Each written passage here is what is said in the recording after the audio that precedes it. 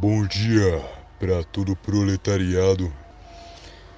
Bom dia para quem busca ascensão. Bom dia para quem não faz sexo casual, para quem não fornica antes do casamento. Bom dia para quem treina toda semana. Bom dia para quem respeita as mulheres. Bom dia aí.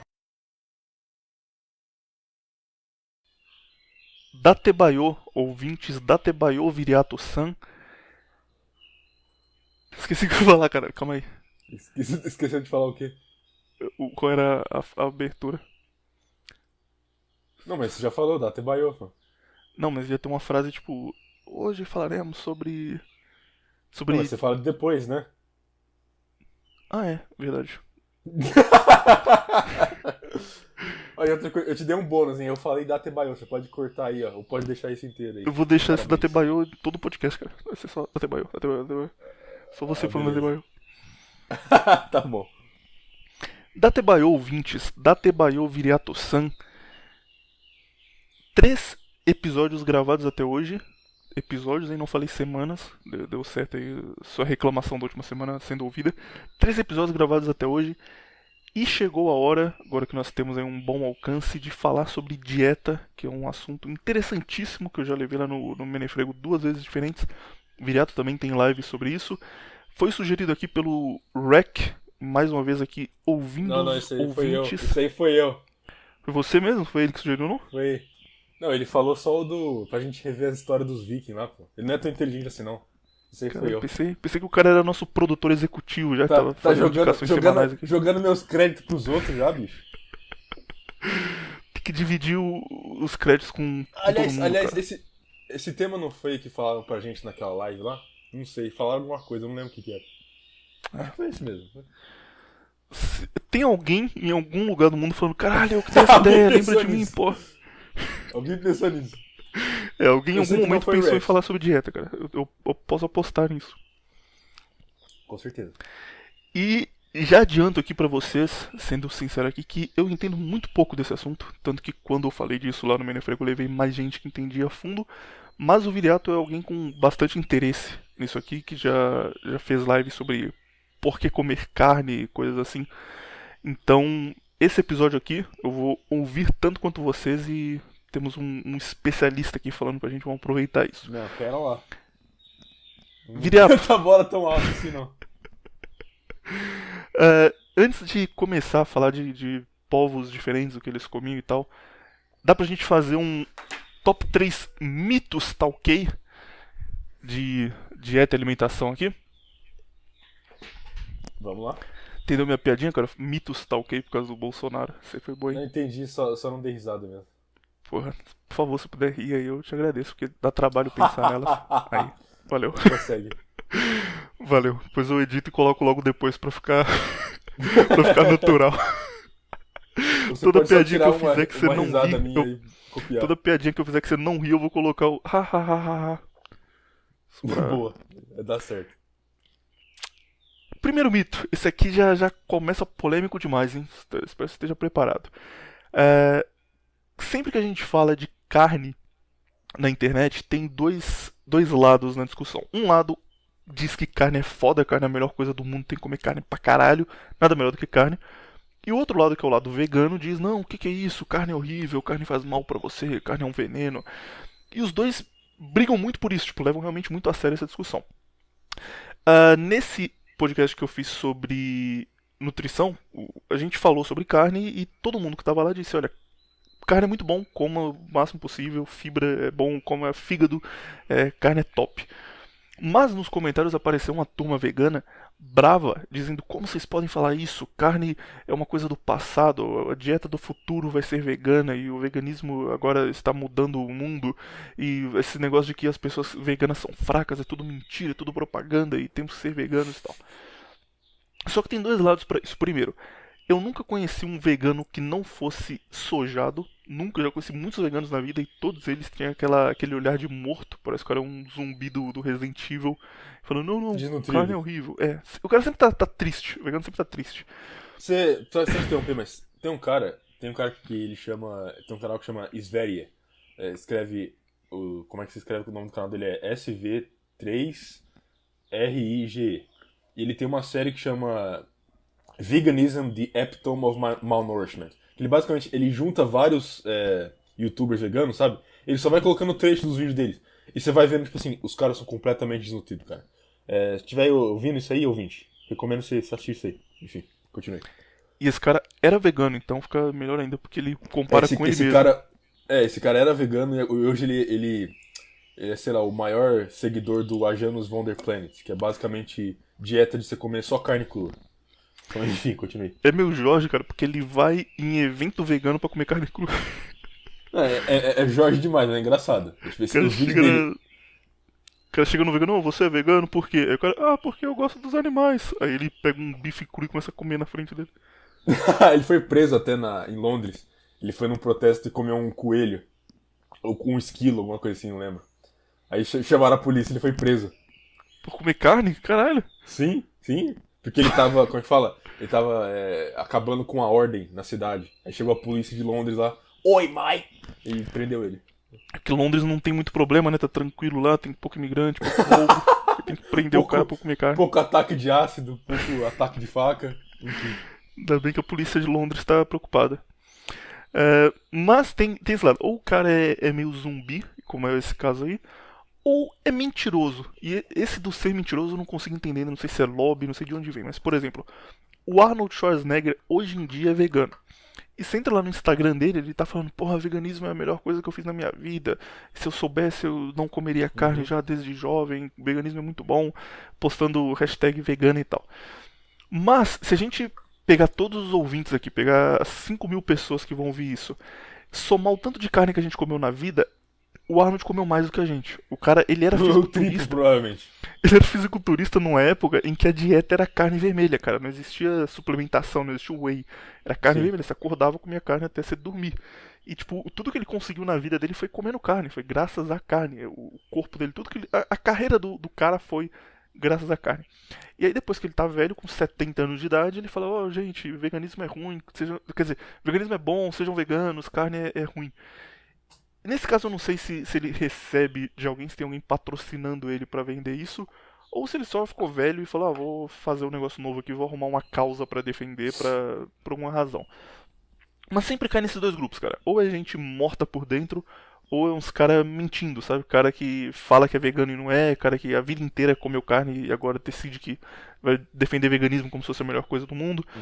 E o pessoal que é vegano usa esses exemplos aí, não, porque o Arnold era vegano, porque o Hitler era vegano, olha só, esses caras aqui eram todos veganos e estavam bem. E o pessoal da carne diz que não, se você não comer carne, você vai ter uma péssima dieta e fica sempre nessa briga. Qual é o veredito? Carne é realmente importante? Quão importante é? E digamos que o cara realmente quer ser vegano. Ele falou, não quero comer carne, não vou comer ovo, não quero. Tem alguma forma dele sobreviver, dele chegar aos 30 anos? Ou o veganismo é equivalente ao transexualismo das dietas? Seguiu, 30 você não chega. Eu acho que é mais ou menos isso aí. Carne é muito importante, carne é a base de qualquer civilização decente, cara. A gente vai falar aqui de vários povos diferentes e você vai ver que todos eles, todo povo, em qualquer lugar do mundo, cara, desde as Américas até na África, na Ásia, na Europa, em qualquer lugar, os povos dominantes sempre eram os que comiam mais carne. Não necessariamente, tipo assim, o motivo deles dominarem os outros é porque eles comiam carne, não é isso que eu tô falando. Mas aqueles que dominavam também tinham dietas altamente baseadas em carne, ou peixe, ou algum outro animal, algum outro produto animal, entendeu? E outra coisa, esse negócio do veganismo, você pode ser veganista e morrer, claro. Você só vai ter que tomar um monte de coisa, você vai ter que tomar injeção de B12, você vai ter que tomar complexo B, você vai ter que tomar vitamina D, porque você não vai conseguir absorver do sol direito, porque você não come gordura, você vai ter que tomar, o que mais? Zinco, magnésio, enfim. Zinco e magnésio, aliás, acho que a maioria das pessoas tem que tomar hoje de qualquer jeito, então... É uma coisa seguinte, William, eu falo isso, tava até comentando com você antes de começar, eu falo isso no primeiro vídeo que eu fiz na internet, olha só, que no final agora do mês vai fazer um ano, que é... O título do vídeo é Veganismo e a Dieta Moderna, que é o seguinte, muita gente critica o veganismo enquanto segue uma dieta quase tão ruim quanto o veganismo, entendeu? O cara segue uma dieta moderna, a dieta atual, vive à base de grão, arroz, feijão, pão, macarrão, a dieta do cara é só isso, entendeu? Não tem nenhuma substância de micronutriente nem nada. e aí ele quer criticar o veganismo, por exemplo. Não é tão longe disso, entendeu? A maioria das pessoas hoje segue uma dieta quase que vegetariana e nem percebe. Entendeu? E aí acho que é isso que a gente vai focar aqui, eu acho. A gente vai mostrar como os seus ancestrais comiam. A gente vai desmistificar certas coisas. A gente vai mostrar a contraversão. Olha só, falei o nome do programa, hein? Do jeito de QI. Tá bom nisso, hein, cara? Acho que todos os episódios até agora você encaixou um contraversão em algum momento ali. Deu um jeito. Finalmente, eu me tornei contraversão no Nova Vertente Produções. Só falta um Datebayo pra ficar nota 10. E além das pessoas comerem mal hoje em dia, elas não percebem, cara. Isso que me deixa puto. Tipo, Sim. sei lá, você fala assim, tô fazendo a dieta aqui, eu tenho que comer frango e arroz 4 vezes por dia e é meio difícil comer isso aí porque é coisa demais. E o cara fala, como assim coisa demais, cara? Nossa, eu como muito mais do que isso e você tá reclamando de comer frango e arroz? Meu Deus, que absurdo. E aí você pergunta o que o cara come, ele come tipo traquinas e depois come um salgadinho e uma coxinha de almoço. E não, tô comendo pra caralho aqui, nossa, eu acordei tem 3 horas, já comi 5 vezes. E o cara tá comendo nada. Tecnicamente, ele tá consumindo o mesmo tanto, ou talvez até mais caloria que você. Só que em questão de nutriente não tem nada, entendeu? O cara come um saco de Doritos, é o quê? Umas 500 calorias por aí. Só que não tem absolutamente nada. Você vai ter um carboidrato e só isso, entendeu? Acabou. Come açúcar, carboidrato puro e sol o dia inteiro. Exato. Então, vamos começar. Ah, não, peraí, tem os top 3 mitos aí que você falou. Tem mais um mito tá ok aqui. Próximo mito tá ok. Esse aqui eu acredito que é invenção, acredito que é placebo, mas custa nada, né? Nessa última semana eu tava pesquisando mais sobre o Grupo 731, sobre o Esquadrão 731, que a gente falou nisso no último podcast, que era um grupo que... cientistas que testavam armas biológicas no Japão em prisioneiros chineses. E eu vi uma coisa em comum que eles sempre relatavam, todos os caras que contavam como era a vida no esquadrão. Eles diziam que como eles lidavam com muitas coisas perigosas, tipo varíola, sarampo, coisas que... Sarampo não é perigoso, né, porra? Sei lá, varíola, rubéola, coisas que você podia morrer se você ministrasse errado e fosse infectado, ao invés de colocar isso na pessoa que estivesse ali sendo testada, você pegasse essa doença, eles tinham muito medo de serem infectados e morrerem. Então eles sempre comiam maçã e eles tinham um estoque gigante de maçã em todos os lugares onde iam acontecer testes. E era comum, tipo, você entrava, pegava lá a injeção, aplicava nos pacientes, aplicava tifo, por exemplo, nos pacientes. Quando você saía, para você garantir que não pegasse tifo também, você comia maçã, porque eles acreditavam que se você tivesse pego algo, isso passaria pra maçã. Então, se dava uma mordida e jogava a maçã fora. E, no fim, ninguém foi infectado. No fim, pelo visto, deu certo, porque nenhum deles morreu de nada disso. E também tem essa coisa de, eram cientistas que talvez eles entendam o que eles estão falando. Mas, ao mesmo tempo, eram cientistas em 1940, que não tinham muita ideia das coisas. Faz alguma lógica isso aqui? Tem algum sentido, essa ideia de... maçã é um negócio super poderoso que você dá uma mordida ali, você vai se curar de qualquer doença do mundo? Ou placebo? Eles só acreditavam nisso, tomavam cuidado pra não ingerir nada que realmente deixasse eles doentes e deu certo por acaso? Eu acho que é placebo, cara. Eu não tenho a mínima ideia disso aí, não entendo nada de maçã, pra falar a verdade. Tem que arrumar um especialista em maçã pra perguntar. Vai ter que achar um especialista em maçã. Mas, olha só, a gente pode entrar nessa questão de placebo, que é o seguinte, cara. A maioria das pessoas não acreditam nisso, mas placebo, tecnicamente, funciona. Exatamente, mas ele funciona exatamente por ser placebo, entendeu? Porque a sua mente tem um poder muito grande, cara. As pessoas não percebem isso. Mas se você acredita que algo funciona, muito provável que vai acabar funcionando, entendeu? Não tô dizendo que se você acreditar veementemente que uma maçã vai curar você de tifo, você vai ser curado. Não é isso que eu tô falando. Mas que, tipo assim, eles estavam tomando muito cuidado, certo? E davam uma mordida na maçã e acreditavam que aquela mordida ia curar ele. Sei lá, cara. Eu acho que é placebo. Também que você muda a sua forma de agir porque você acredita no negócio. E aí, por mudar a sua forma de agir, você consegue fazer o negócio. Sei lá, tipo, imagina que você tá tomando um negócio placebo pro ouvinte um pouco mais brainlet, que não conhece esse termo. Você não sabe o que é placebo? Vai estudar, bicho. Sai daqui, mano. Não, tem que ser inclusivos, porra. Tem que aceitar todo mundo aí, cara. Se você não sabe o que é placebo, saiba que apesar do Viriato te odiar e querer que você saia, eu adoro você, eu amo os ouvintes que não sabem o que é placebo, estou do lado deles. já levei uma mulher pro podcast, agora eu tenho que defender todas as minorias do mundo. Esse é meu contrato. O Judão me mandou um contrato no Gmail escrito, olha, primeiro você leva uma mulher no podcast e depois você vira pró-minoria. Eu concordei com ele. Seguinte, placebo é uma... Imagina que alguém te dá uma pílula com nada, com farinha dentro e fala, olha, se você tomar essa pílula aqui, você vai levantar muito peso quando você for pra academia, você vai ficar forte pra caralho. Essa pílula é a pílula da força. Você fala, caralho, a pílula da força, se eu tomar isso aqui eu vou levantar mais peso. Isso, eu vou levantar mais peso. Aí você toma aquela pílula, não tem nada, é só farinha dentro, mas você está convencido que agora você tem mais força, porque você tomou a pílula da força. E aí você chega na academia, antigamente você levantava 15 quilos, você fala, pô, vou levantar 20 agora, porque eu tomei a pílula da força. E aí você coloca 20 quilos e consegue levantar, porque você já acredita que você tem força para levantar aquilo, você vai além do seu limite natural e consegue de boa. E aí isso é feito... Fazem vários testes disso, de tipo, dar uma... Eles separam grupos diferentes e para um grupo eles dão um remédio específico que vai curar uma doença e pro outro eles não dão nada e testam qual é o resultado final. E muitas vezes o grupo que tomou placebo também teve bons resultados, porque eles só acreditavam que ia dar certo e começaram a mudar o estilo de vida deles pra fazer aquilo dar certo. Mas nesse caso da maçã também acho que é meio loucura. Não sei não. Se alguém manjar disso, se alguém foi especialista em maçãs, comenta aí pra gente saber o que acontecia. Última coisa, e a gente entra agora no assunto, isso aqui é simples. Antigamente as pessoas tinham dentição muito boa. Se você encontrar esses fósseis de homens das cavernas ou de pessoas que morreram ali, até antes do período medieval, que são encontradas fossilizadas, Vesúvio, por exemplo, elas tinham dentes muito bons, cara. Tipo, dentes no lugar certo, dente forte, não tinha dente podre igual a gente tem hoje em dia.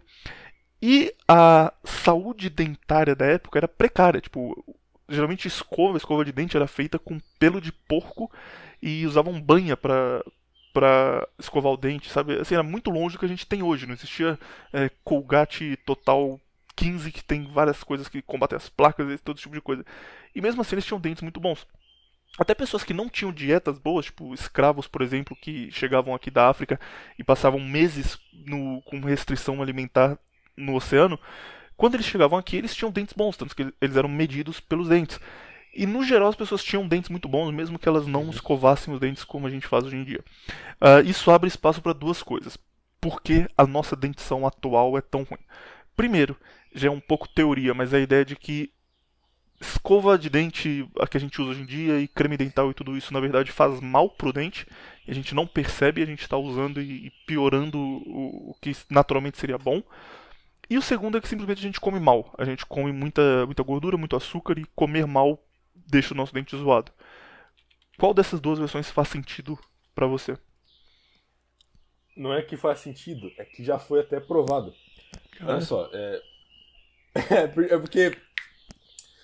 De novo, volta isso no primeiro vídeo que eu fiz, cara. No primeiro vídeo que eu fiz eu falo sobre isso. Que é o seguinte. A primeira pessoa a perceber isso que eu tava falando foi um dentista chamado Weston Price.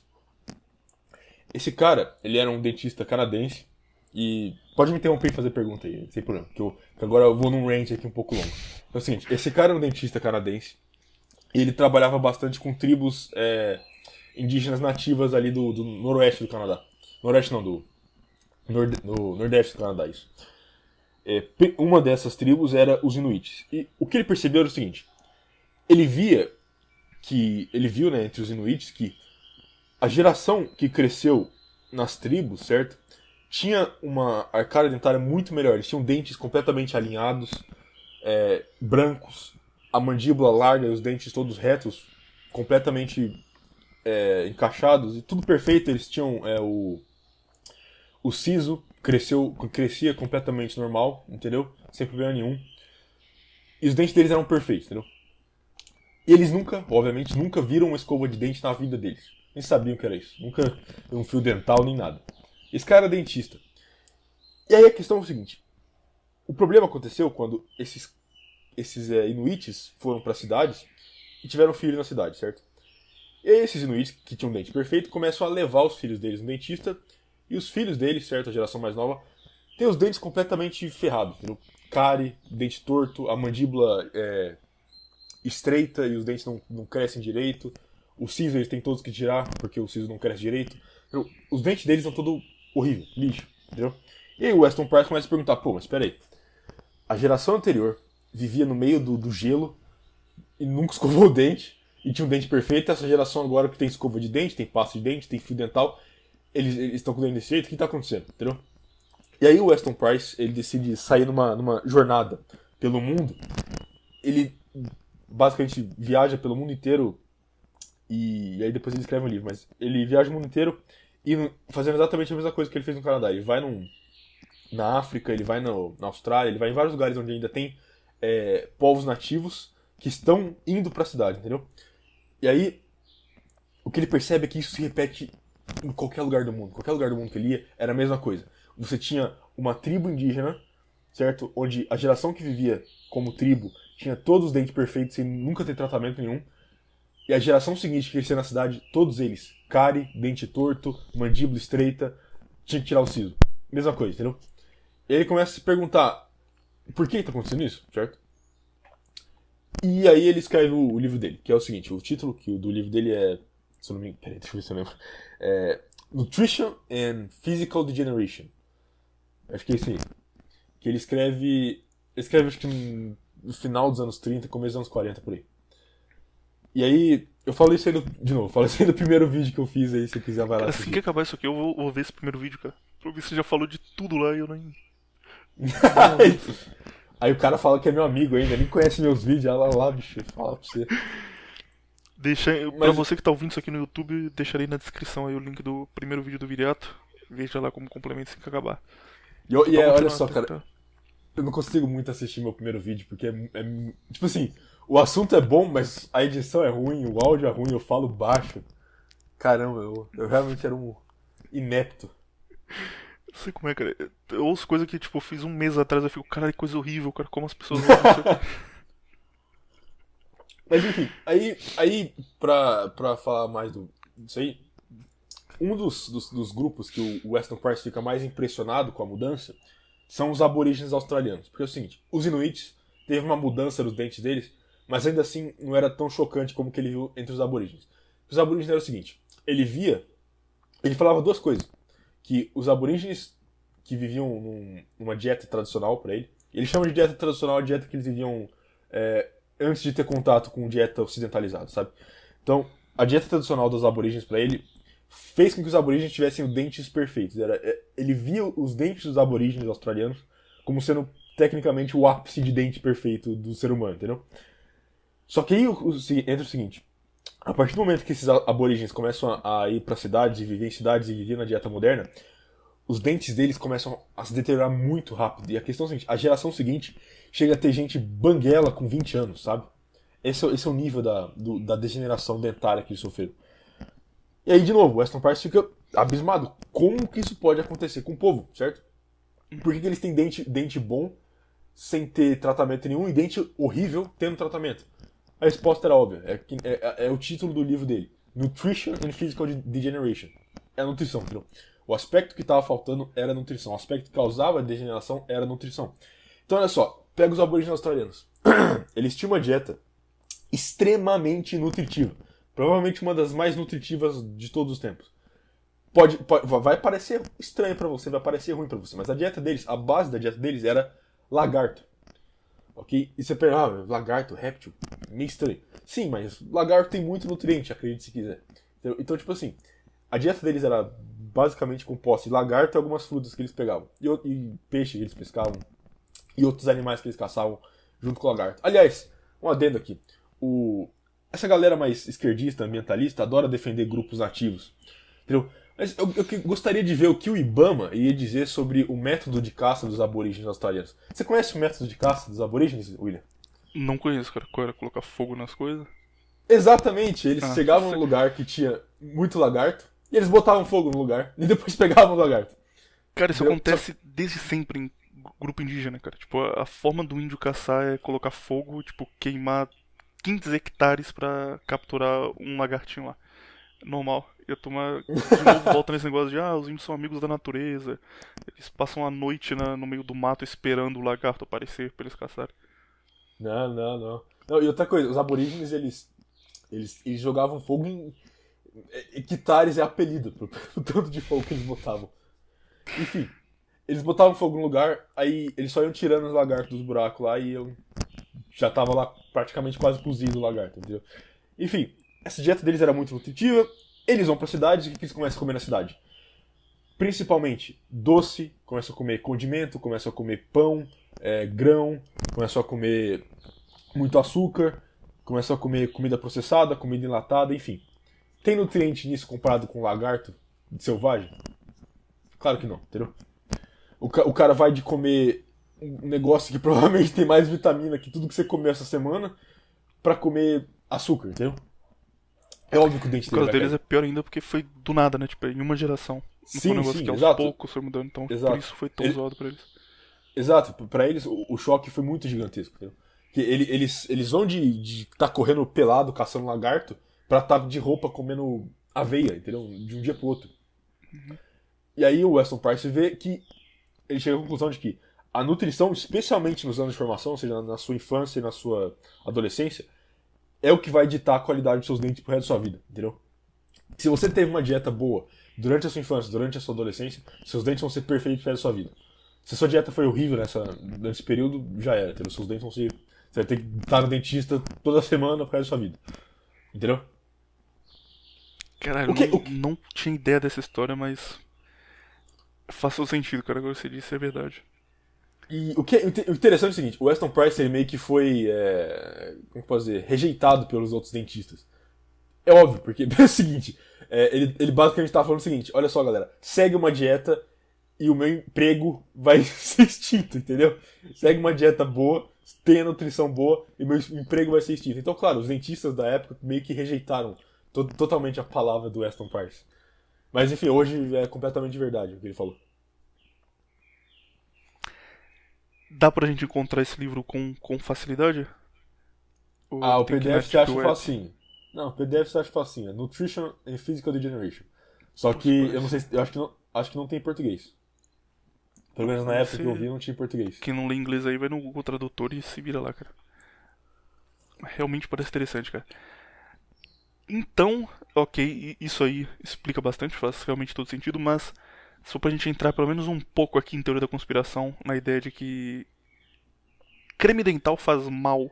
Você acha que isso tem alguma lógica também ou não? Aí já é demais. É melhor você Cara, não usar cê- pasta de dente a partir de agora. você quer o meu take extremamente esquizofrênico ou mais realista? Quero esquizofrenia show agora, cara. Esquizofrenia show, beleza. Pode falar o que as vozes aí na sua cabeça estão dizendo, tranquilo. Você comeria pasta de dente? Porra, não, né? Então por que você coloca na sua boca? Não, mas, porra, calma, você não tá comendo pra gente. Pode ser ruim, mas pode fazer efeito, sei lá, Não, mas- bicarbonato de sódio você não vai beber, mas ajuda pra cárie.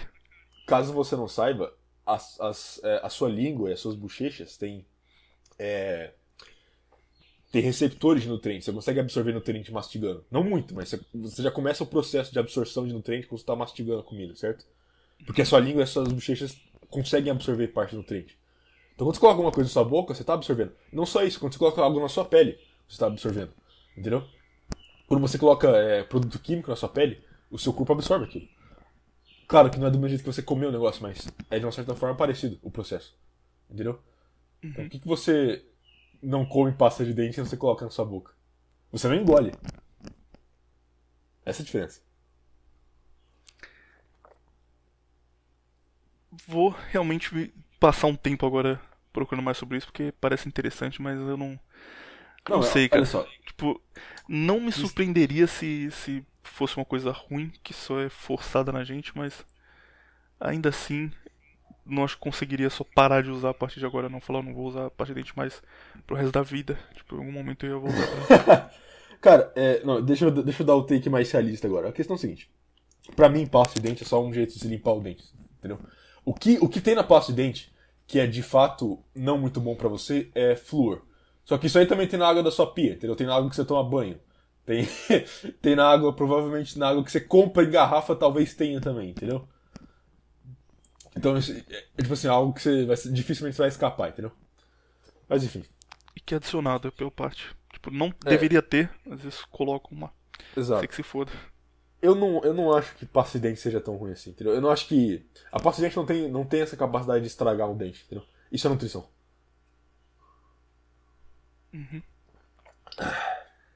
Vamos entrar agora no assunto aqui do podcast.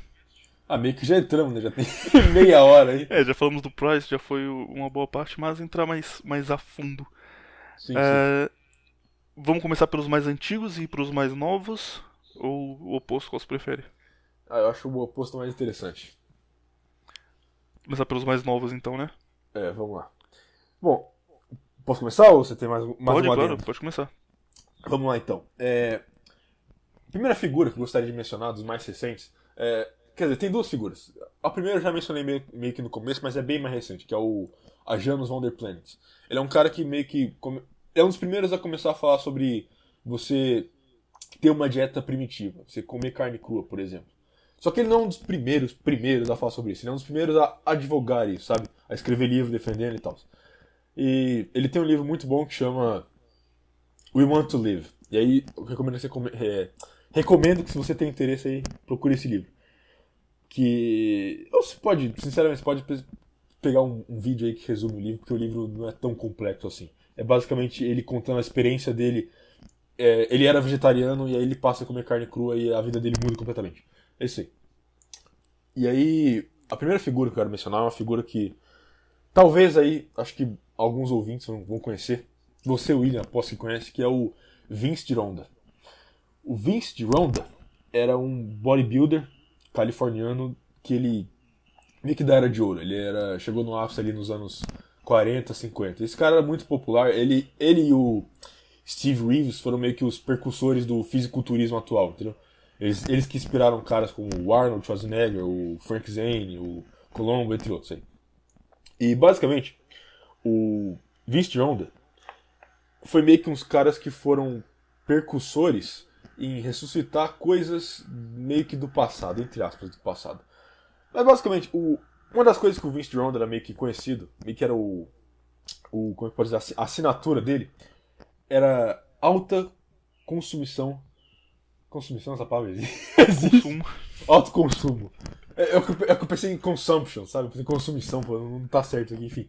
Ele consumia muito ovo cru, entendeu? Tem até um shake muito famoso que ele fazia. Quer dizer, muito famoso nesses meios, né? Provavelmente você não deve conhecer, mas... Que era basicamente 12 ovos, aí era creme de leite, banana e tinha mais uma coisa, acho que era leite em pó. Enfim, ele batia tudo isso e tomava. Então, o café da manhã dele era isso, era um shake batido de 12 ovos cru. Enfim, ele também advogava você comer bastante carne ao longo do dia, entendeu? Ele falava pra você comer pelo menos 2 bifes grandes por dia. E muita gente seguiu o conselho dele. Entre eles, Arnold Schwarzenegger, entendeu? Você vê várias fotos do Arnold comendo aqueles bifes de Marco Prato, entendeu? A ideia disso se propagar no bodybuilding foi do Vince Gironda, entendeu? Até lá, a questão é a seguinte, olha só. Você tem ali um período no final do século XIX até o começo do século XX, que eram o período dos Circus Strongmen, que era aqueles caras de circo que se apresentava fazendo... como que eu posso dizer? Entortando ferro, essas coisas. Exato, eles faziam... a palavra que você feats of strength. Eles faziam atos de força e mostravam lá, e eles levantavam várias pessoas, eles levantavam animal, levantavam carro, enfim. E esses caras, eles tinham dietas e físicos também bem diferentes um do outro. Entendeu? Você tinha caras que eram basicamente o que o Hernani Carreira muito bem definiu como gordinho mais parrudinho. E esses caras que eram gordinho mais parrudinho é estranho, cara, porque tipo, hoje em dia a gente encontra aqueles cartazes da época que eram tipo o homem mais forte do mundo. E é um cara que não tem nada demais, sabe? Você olha e você fala, porra, é um cara normal. Tipo, o cara claramente é forte, mas sei lá, é meio gordo. Você fala, porra, isso aí, tipo, a ideia de força que a gente tinha na época é muito diferente da ideia atual. Não, mas a questão é a seguinte, força realmente eles tinham, porque tem recorde que esses caras quebraram na época que até hoje ninguém quebrou. Por exemplo, tinha um desses caras que era um gordo lá, que eu esqueci o nome dele, mas o recorde de levantamento terra com uma mão só é dele até hoje, que se eu não me engano acho que é 230, 240 quilos. Até hoje o recorde é dele, ninguém conseguiu quebrar esse recorde. Enfim, esses caras da época, eles tinham físicos bem, como é que eu posso dizer, diferentes, certo? Você tinha esses caras que eram mais gordos, só que você tinha os caras tipo o Eugene Sandow, que era um cara bem seco, certo? Você tinha tipo o George Hackenschmidt, que era um cara também mais seco. Inclusive até, o George Hackenschmidt é meio que o precursor da academia moderna, porque tem várias coisas que foi ele que inventou, tipo o Hack Squat foi ele que inventou, supino foi ele que inventou, entendeu? Você deitar num banco pra você levantar peso foi ele que inventou, basicamente. Então, e esses caras, eles tinham dietas bem diferentes um do outro, entendeu? Você tinha os caras que basicamente falavam que você tinha que comer muita batata, que era basicamente uma dieta de carboidrato alto, certo? E que você ficava mais forte comendo muito carboidrato, pão, batata principalmente.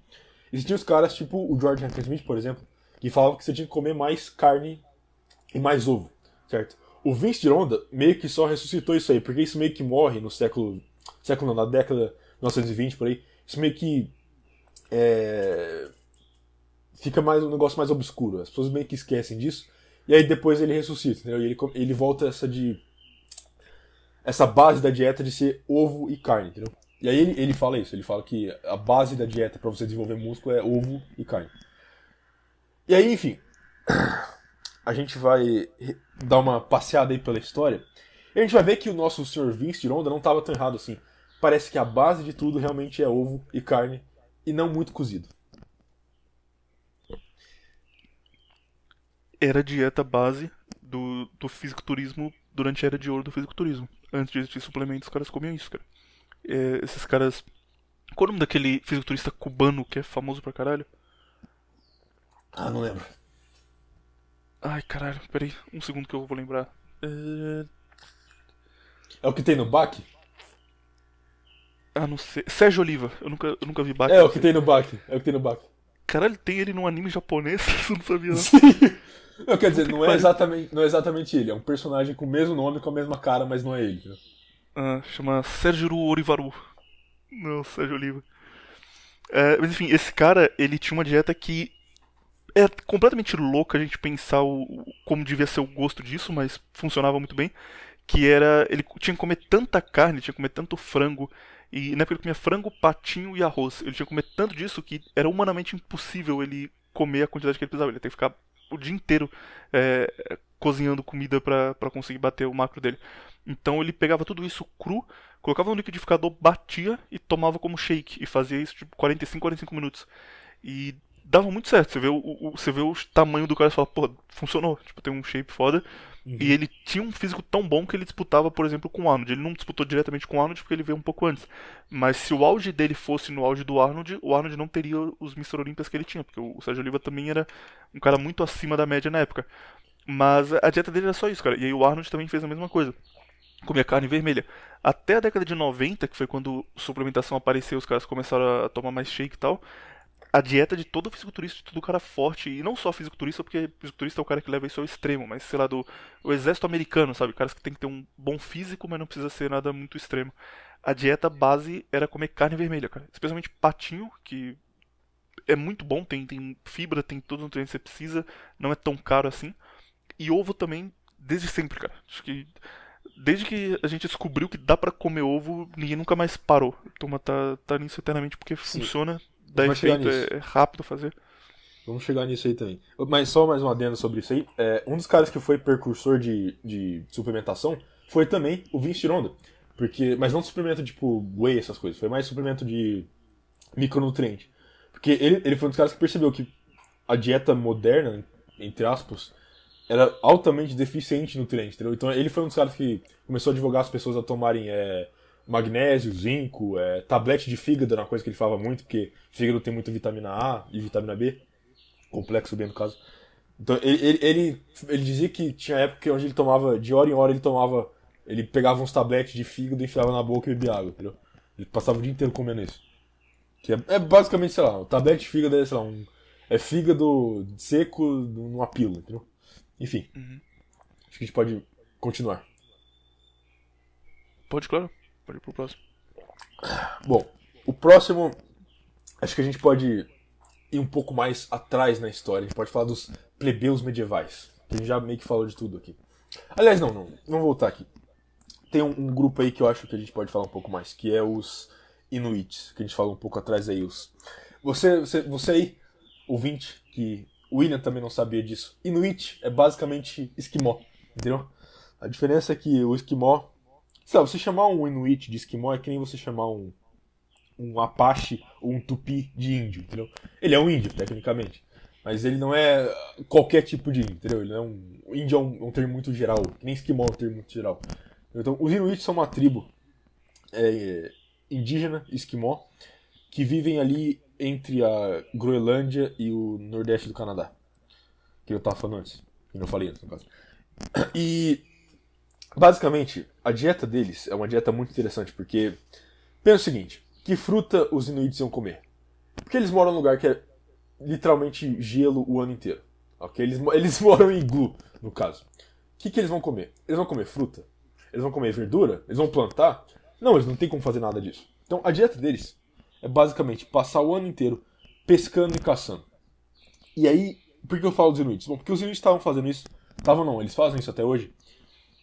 Então, olhando para os Inuits, é fácil você ver aonde eu quero chegar. Porque esse é meio que o estado natural da maior parte dos seres humanos. Claro, não tô falando de morar no gelo, tô falando de você ter uma dieta onde você vai passar boa parte do tempo caçando e pescando. Outra coisa também que eu quero falar dos Inuit é uma coisa que eu acho que muita gente aqui não vai entender. Pelo menos não inicialmente. Mas é uma coisa que...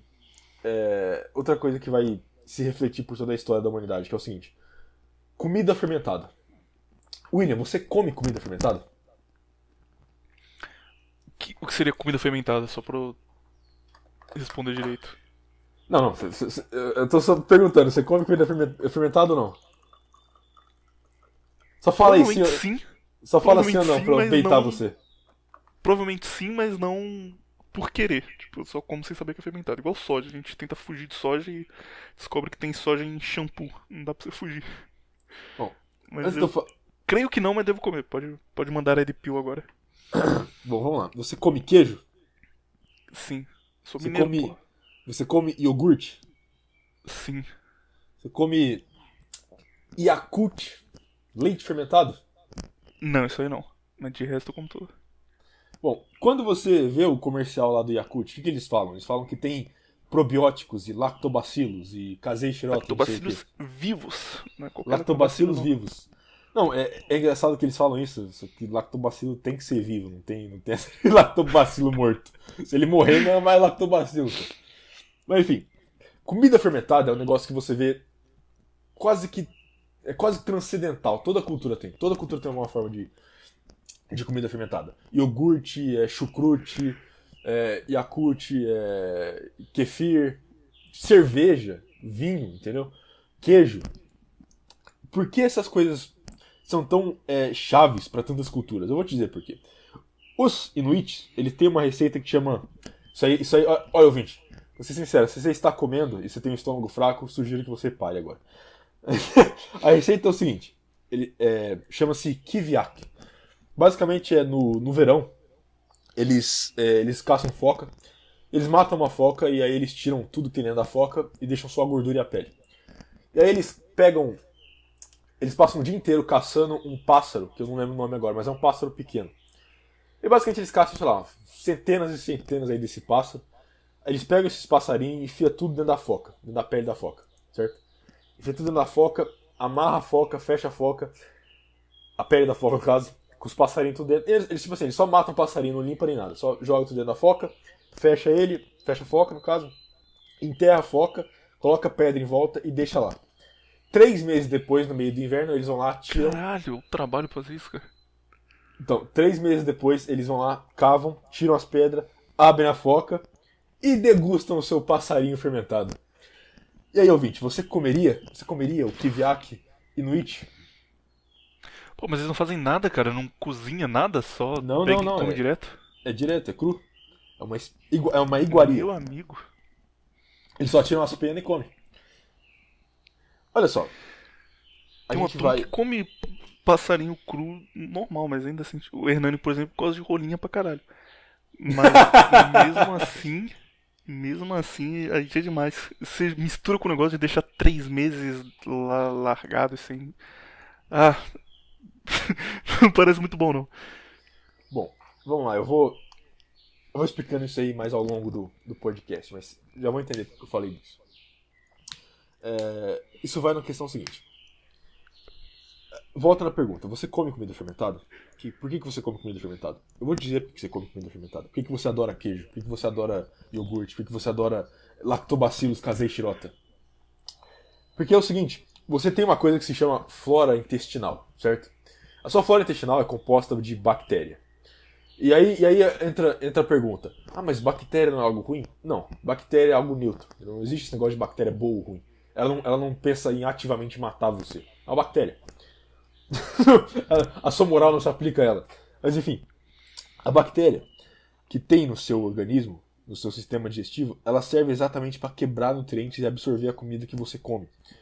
A questão é que essa bactéria ela não é imortal, ela não fica ali para sempre. Você precisa repor ela. Qual é o jeito mais fácil de você repor ela? Adivinha só? Com comida fermentada. Por isso que os lactobacillus casei shirota são tão importantes para você. Na verdade, os lactobacillus casei shirota são só um tipo de lactobacillus, né? Ok? Vou deixar isso bem claro. Qualquer lactobacilo funciona. Não precisa ser casei shirota. Casei shirota é quase uma marca. Enfim. Você comendo essas comidas fermentadas, depois que você come o seu arroz e feijão, depois que você come a sua carne, isso vai ficar muito mais fácil de ser absorvido, entendeu? O jeito que você quebra o nutriente vai ser determinado pela sua flora intestinal. Enfim, falei pra cacete aí, vamos continuar, porque senão... Não, cara, tá bom, calma, continue aí, isso não tá interessante. Não, é isso aí, não tem mais muito o que falar nesse assunto. Acho que a gente pode...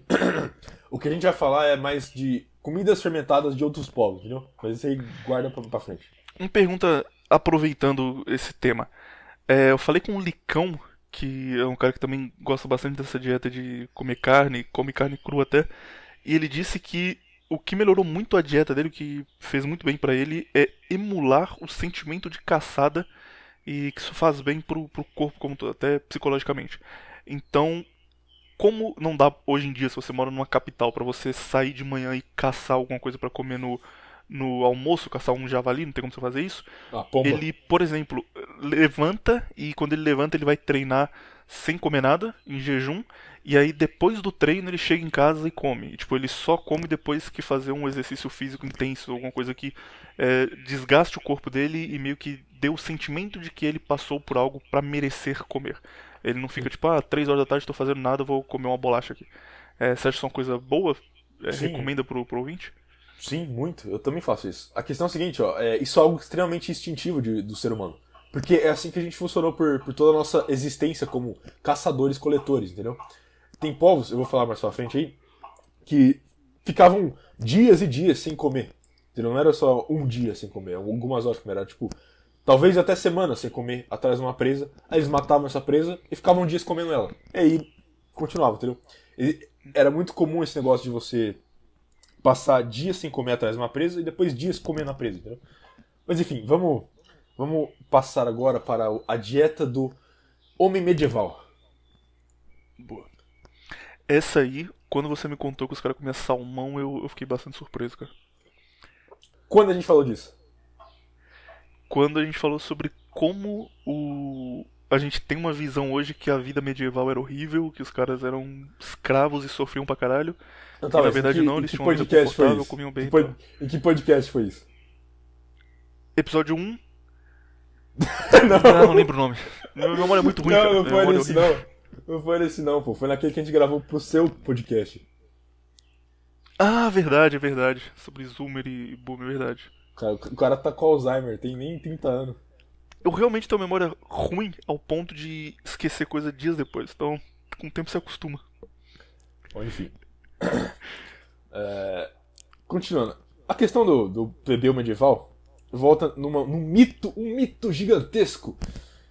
É um mito muito propagado por marxista. Vamos lá, teoria da conspiração. Okay. Penso eu que é o seguinte. Esses marxistas passam esse mito aí, que o mito é o seguinte.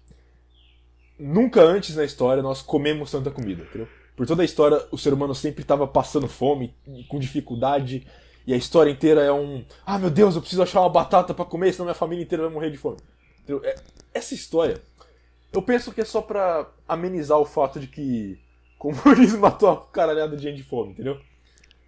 Na verdade, só uma coisa que antes de você continuar, não só um mito marxista, isso é muito forçado por marxistas, mas também por neocon, cara, pela turma que defende o capitalismo como a melhor coisa do mundo e usa um negócio de não, porque antes da Revolução Industrial as pessoas morriam de fome e graças à Revolução Industrial, tudo bem que a gente teve criança escravizada, a gente teve gente morrendo em fábrica, teve esse pequeno problema aí, mas agora a gente pode ir no Burger King no final do expediente e comer tranquilo, agora a gente tem comida sobrando.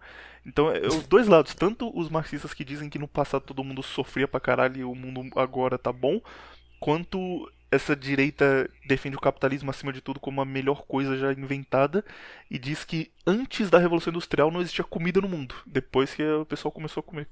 Os dois estão tão juntos nisso aí. É aqueles caras que assistem esses filmes de Hollywood retratando o medieval e tipo é tudo cinza e todo mundo magrelo e meu Deus, eu preciso de uma farinha pra comer. Correndo atrás de um rato, eu preciso comer. Não, eu vou. Eu pego, aí pego o rato e corto em 3 pedaços. Toma aqui, meu filho. Pra você não morrer de fome, entendeu? Nossa, cara, isso me deixa abismado. De onde tiram isso, entendeu? Se a humanidade fosse isso, já tinha todo mundo morrido. Há muito tempo. Se a humanidade fosse assim por 5 mil anos, a gente simplesmente não estaria aqui. Tipo, não existe humanidade mais. E outra coisa, até questão de fome na África. Fome na África é um negócio muito recente, entendeu? A maioria das tribos da África tinham comida até demais. Entendeu? E até eu digo, essa questão deles terem comida até demais foi até um problema pra eles, entendeu? Porque, não quero entrar muito nesse assunto, mas a partir do momento que você tem comida demais, a sua produção de comida é muito grande, o meio de produção de alimento passa a estar na mão da mulher, e a mulher começa a dominar a sociedade. Então muitas tribos da África começaram a ser dominadas por mulher exatamente porque eles tinham tanta comida que os homens perdem o valor, entendeu? Enfim.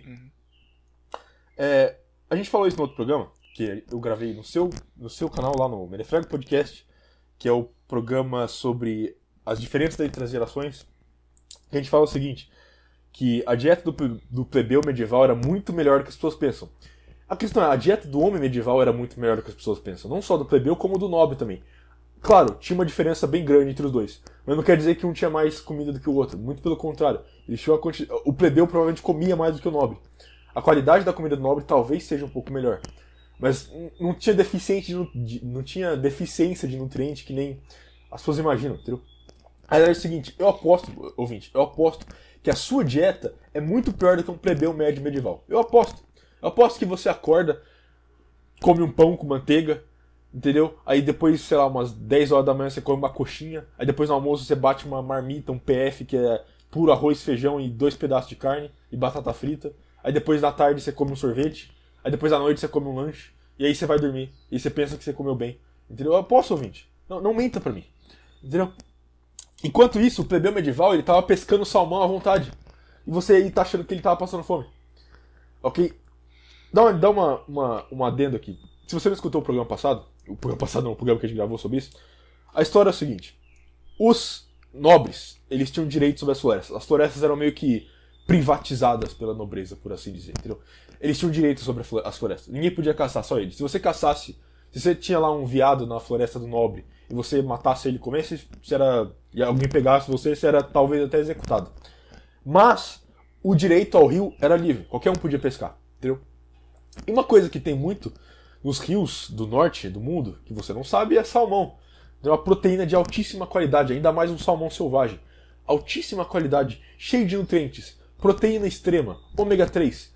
E adivinha só, os plebeus medievais podiam comer salmão à vontade. Você pode comer salmão à vontade, ouvinte? Vai lá no hipermercado e vê quanto tá o quilo do salmão e me diz se você pode comer à vontade. Entendeu?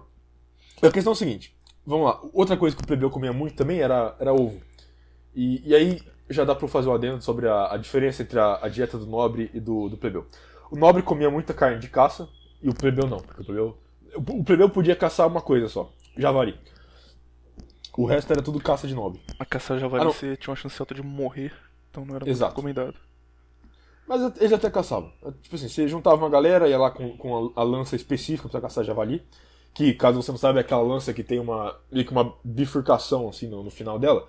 Porque, caso você não saiba, se você for caçar um javali com uma lança normal, você espeta ele não morre. Ele vai continuar, ele vai atravessar a lança e te matar. Entendeu? Caralho, você isso não, velho. Mas a bifurcação muda o quê? Aumenta não, porque tipo assim. Não. Tipo assim, você tem a lança normal, certo? Uhum. A lança de javali, ela tem dois ferros pro lado, assim, já viu? É Sim. aquela lança que tem 2 pés lá. Por quê? Porque quando você espetar ele não vai conseguir atravessar ela. Entendeu? Ah, você tipo segura ele, né, naquele... Exato. Aí vem Imagina outro quanta cara e gente se espeta de fudeu novo. antes de descobrir isso. Imagina a turma Exato. furando o javali falando, caralho, não parou, pô. Caralho, Morre ele depois, parou e me matou. Não, depois de 5 mil falou assim, a gente colocar um ferrinho aqui pra dar uma segurada nele. Não, e outra coisa, ele varava a lança, te matava e depois morria. Então, era tipo era a vingança dele antes de te matar. Enfim. Aí eles. Ah, não, tem outra coisa. Eles também podiam caçar pato, se eu não me engano. E outras aves. Mas é. A carne de qualidade mesmo. Cervo, viado, alce, essas coisas era coisa de nobre. Quer dizer, alce é da América do Norte, né? Da Europa. Então, enfim. Você entendeu? Entendi. Mas aí, outra coisa que o plebeu comia muito era leite. E ele matava vaca também, mas não muito. Bode, comia muito bode. Comia muito pão. Isso é verdade, o plebeu medieval comia muito pão. Era muito comum. Só que não é esse pão que você tá pensando, não é esse pão de hoje, não. Ia te perguntar isso agora, cara. Pão é uma dieta muito antiga. Os egípcios comiam pão pra caralho, os gregos comiam pão, Jesus Pão comia é- pão. É Pão é muito diferente civilizado. do nosso? Extremamente diferente, nossa. A qualidade do trigo é outra, a espécie de trigo provavelmente é outra. O pão que você compra no mercado não tem nada a ver com o pão que comiam no passado. Até esse pão integral de sei lá quantos 500 grãos aí, até isso aí é nada perto do pão que eles comiam. O mais próximo que você pode chegar do pão comido antigamente, sei lá, até a Idade Média, até antes da Revolução Industrial, até antes de pão ser produzido em massa. Produzido em massa, né? Porque é produzido de massa, enfim. Até antes do pão ser produzido em grandes quantidades, acho que o jeito mais fácil de fazer isso é você fazer aquele pão que é chamado de sourdough, que você faz um tipo de fermentação própria, improvisada na sua casa mesmo, e aí você usa algum trigo bem integral, bem rústico, e aí talvez consiga chegar próximo disso. Mas enfim, o pão medieval, o pão do mundo antigo é completamente diferente do pão atual. E outra coisa, por que pão? Faça a pergunta, por que pão? Vamos voltar no tempo, muito no tempo, na pré-história. Onde surge o pão? Bom, vamos lá. Isso aí não é tão história, isso é mais antropologia. Mas, caramba, já tem 1 hora falando. Isso aqui vai ter Relaxa, só as cara. duas partes. Se der 3, a gente separa em 2 partes, não precisa correr não, pode falar de boa. Enfim, no Neolítico aconteceu a primeira revolução da história, ou melhor, da pré-história, que foi a Revolução Neolítica.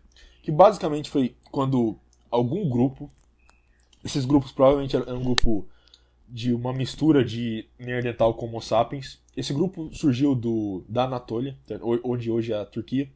Esse grupo eram os fazendeiros neolíticos. Os fazendeiros neolíticos, eles são o primeiro grupo da humanidade a plantar. E o que eles plantam? Uma espécie de trigo. Não é tão distante do trigo que a gente tem hoje, ou até do trigo que tinham, sei lá, no Império Romano, entendeu? Na época de Jesus Cristo. É um trigo tão diferente que talvez nem dá pra se chamar de trigo. Mas era algo parecido, entendeu? E aí eles começam a... Eles são os precursores de produzir coisas com o que você planta, certo? Os fazendeiros neolíticos na Anatólia, talvez não, muito provavelmente foram os primeiros a fazer pão. Enfim, o plebeu medieval, outra coisa que ele comia também, que eu tava falando, era ovo, entendeu? E aí, de novo, algo que é meio que, através da história, você vai ver muito, ovo. E aí outra coisa que eu quero... Eu tava falando isso antes, que é a diferença entre o plebeu e o nobre medieval. O plebeu medieval, ele comia muito ovo, só que ele quase nunca comeria frango. Por que ele nunca comeria frango? Bom, porque é muito valioso você ter uma fonte de ovo do que você comer um frango, certo? Então, olha só, na Idade Média, comer frango era muito associado à nobreza, porque o plebeu não comia frango. O plebeu provavelmente comia frango no Natal, só uma vez por ano que ele matava uma galinha velha que parou de dar ovo, entendeu? Enquanto isso, a nobreza medieval era muito visto como algo... Era visto como algo nobre, você ter o tanto de recurso suficiente para poder matar um animal que produz algo para comer ele, entendeu? Então você matar uma galinha que produz ovo para você comer era visto como algo muito nobre. Não era algo que o plebeu faria, entendeu? Enfim, a dieta do plebeu era muito melhor que a sua, esse é o ponto. E a dieta do nobre também era muito melhor que a sua.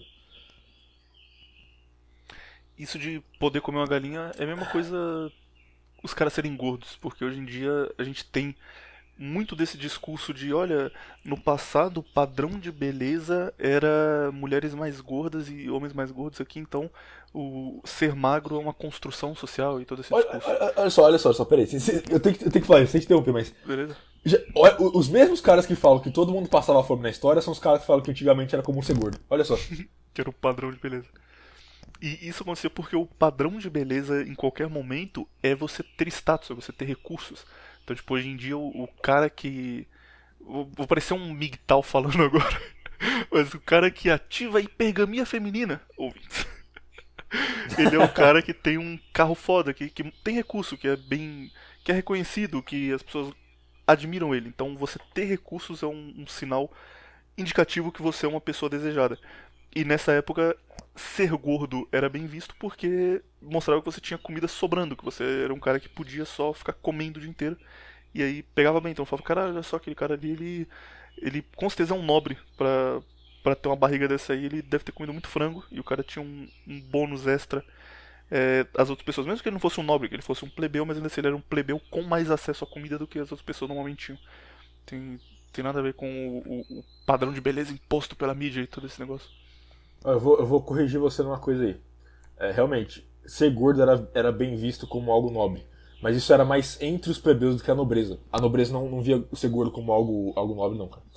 Porque, pensa o seguinte, você ser gordo é associado, sempre na história, associado com falta de autocontrole, entendeu? A pessoa gorda é a pessoa que não consegue controlar os seus instintos e come muito mais do que ela deveria, certo? Então, essa falta de autocontrole não era bem visto entre a aristocracia, entendeu? Porque tá ali a classe, a casta que vai ter que governar e liderar as pessoas, entendeu? Se essa casta não tem autocontrole, se eles são gordos, a gente tá em boas mãos? Não, certo? Entre o plebeu ser gordo era uma visão de status, mas entre a nobreza não exatamente. Tanto é que um dos reis que era famoso por ser gordo era o... Não vou lembrar o nome agora. Eu sempre erro o número. Reis e seus nomes repetidos com números. Mas enfim, acho que era... não vou nem falar porque eu não quero errar, cara. Mas enfim, era um rei aí na Inglaterra que era gordo.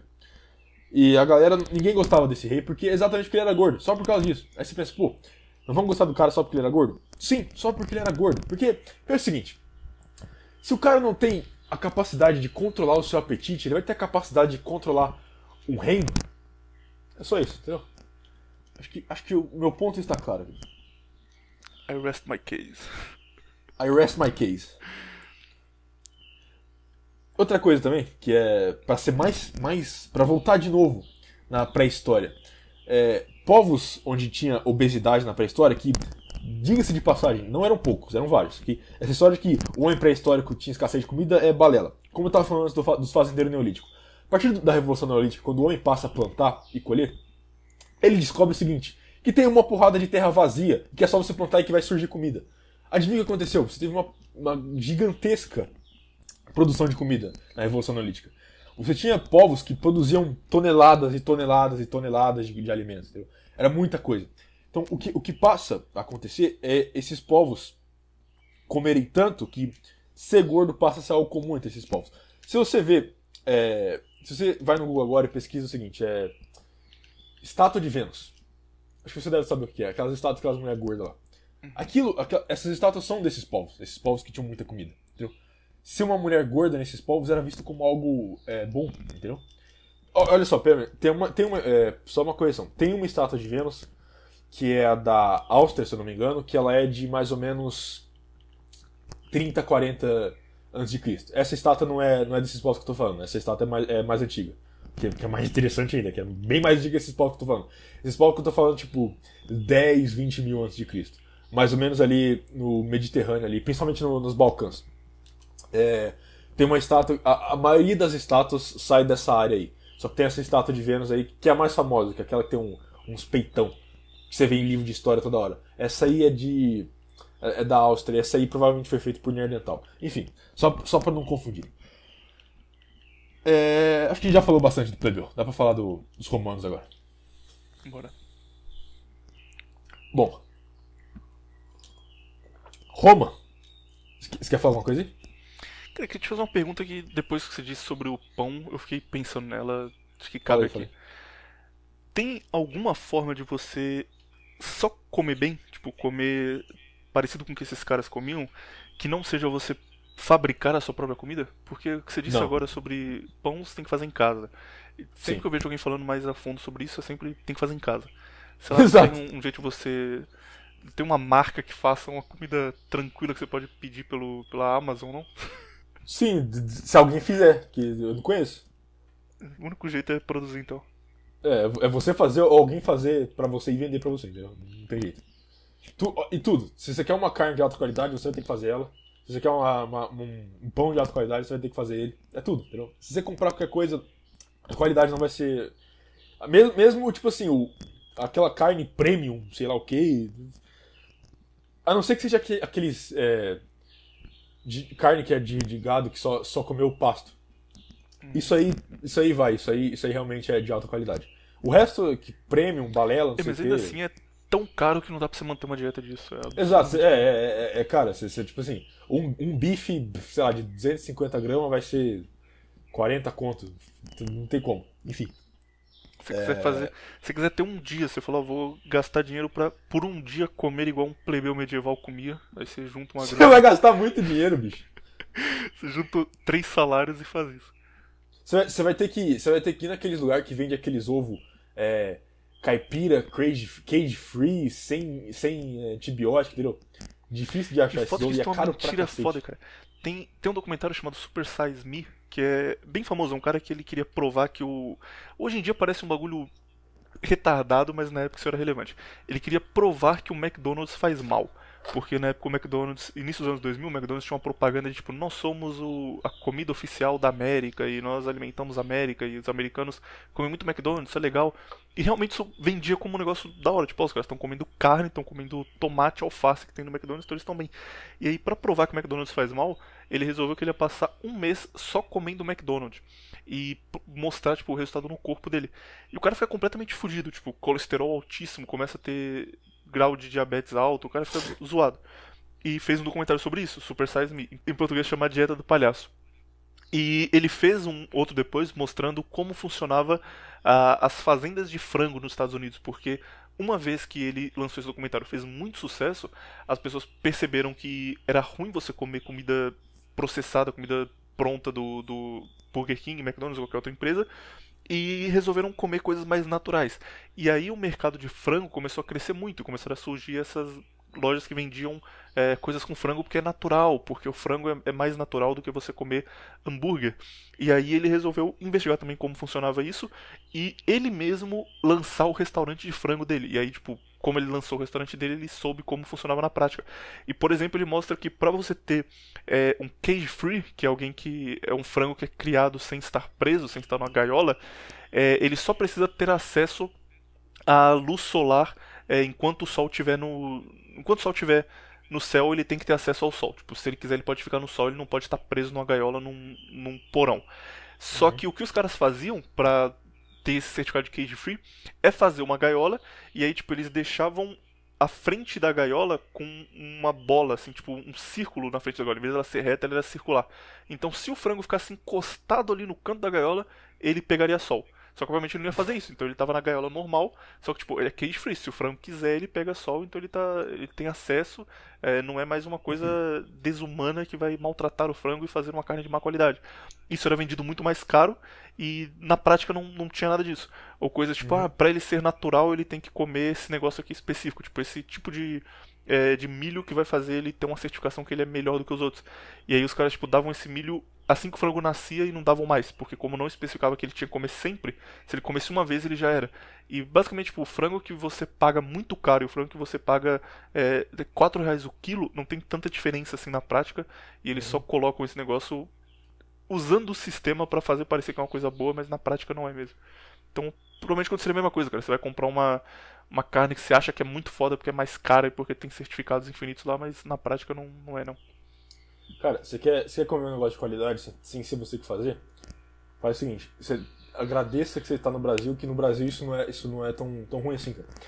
Você pegar aí, qualquer lugar do Brasil que você esteja, quer dizer, eu não sei se é qualquer lugar, sinceramente, mas acho que é a maioria vai, porque se dá pra fazer isso no estado de São Paulo, deve fazer isso em qualquer lugar. Você pegar aí 1 hora de estrada, qualquer cidade pequena, aí depois você chega na cidade pequena e pega aí uma estrada de terra até se achar qualquer fazenda aí. Você chega lá, ô, me vê, se tem o vender novo aí? Tem? Ah, beleza, me dá tanto. Entendeu? Esses caras criam galinha solta ali, entendeu? É tudo que tá no pacote daqueles ovos de 30 conto a meia dúzia, só que os caras não sabem, entendeu? Entendeu? Então você vai pagar muito mais barato e é realmente um negócio, enfim. Isso é uma parte boa de interior, cara. Às vezes que eu fui pro interior de Minas, não fui muito na vida, mas quando eu ia, era tudo assim, pouquíssimo agrotóxico em comida, os caras plantavam tudo do jeito certo, dava o tempo certo de crescer. Porco, criava o porco 1 ano antes de matar, não é aquele negócio de 2 meses já tem que ir pro abate, então funciona, você mora perto do interior aí, aproveite, cara. Não, nem precisa ser perto, cara. Se você tá na capital, você pega aí. Você tá na capital de São Paulo? Pega aí 1 hora de estrada. Que nem eu falei, pega 1 hora de estrada aí. Você vai em qualquer direção aí do interior. 1 hora de estrada, meia hora de estrada de terra, você chega em qualquer lugar desse. Garanto. Mas aí a questão é, você vai ter esforço aí de 1h30 de estrada e de volta. Quer dizer, 1h30 ida e 1h30 volta. Então é um esforço aí grande até. Vamos pros romanos? Vamos. William, o que você pensa quando eu falo comida romana? Pão, especialmente pão.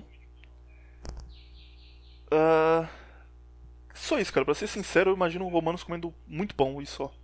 Tanto pelo negócio do pão e circo, que era a comida meio comum deles, quanto imagino que é o que estava acessível pra todo mundo.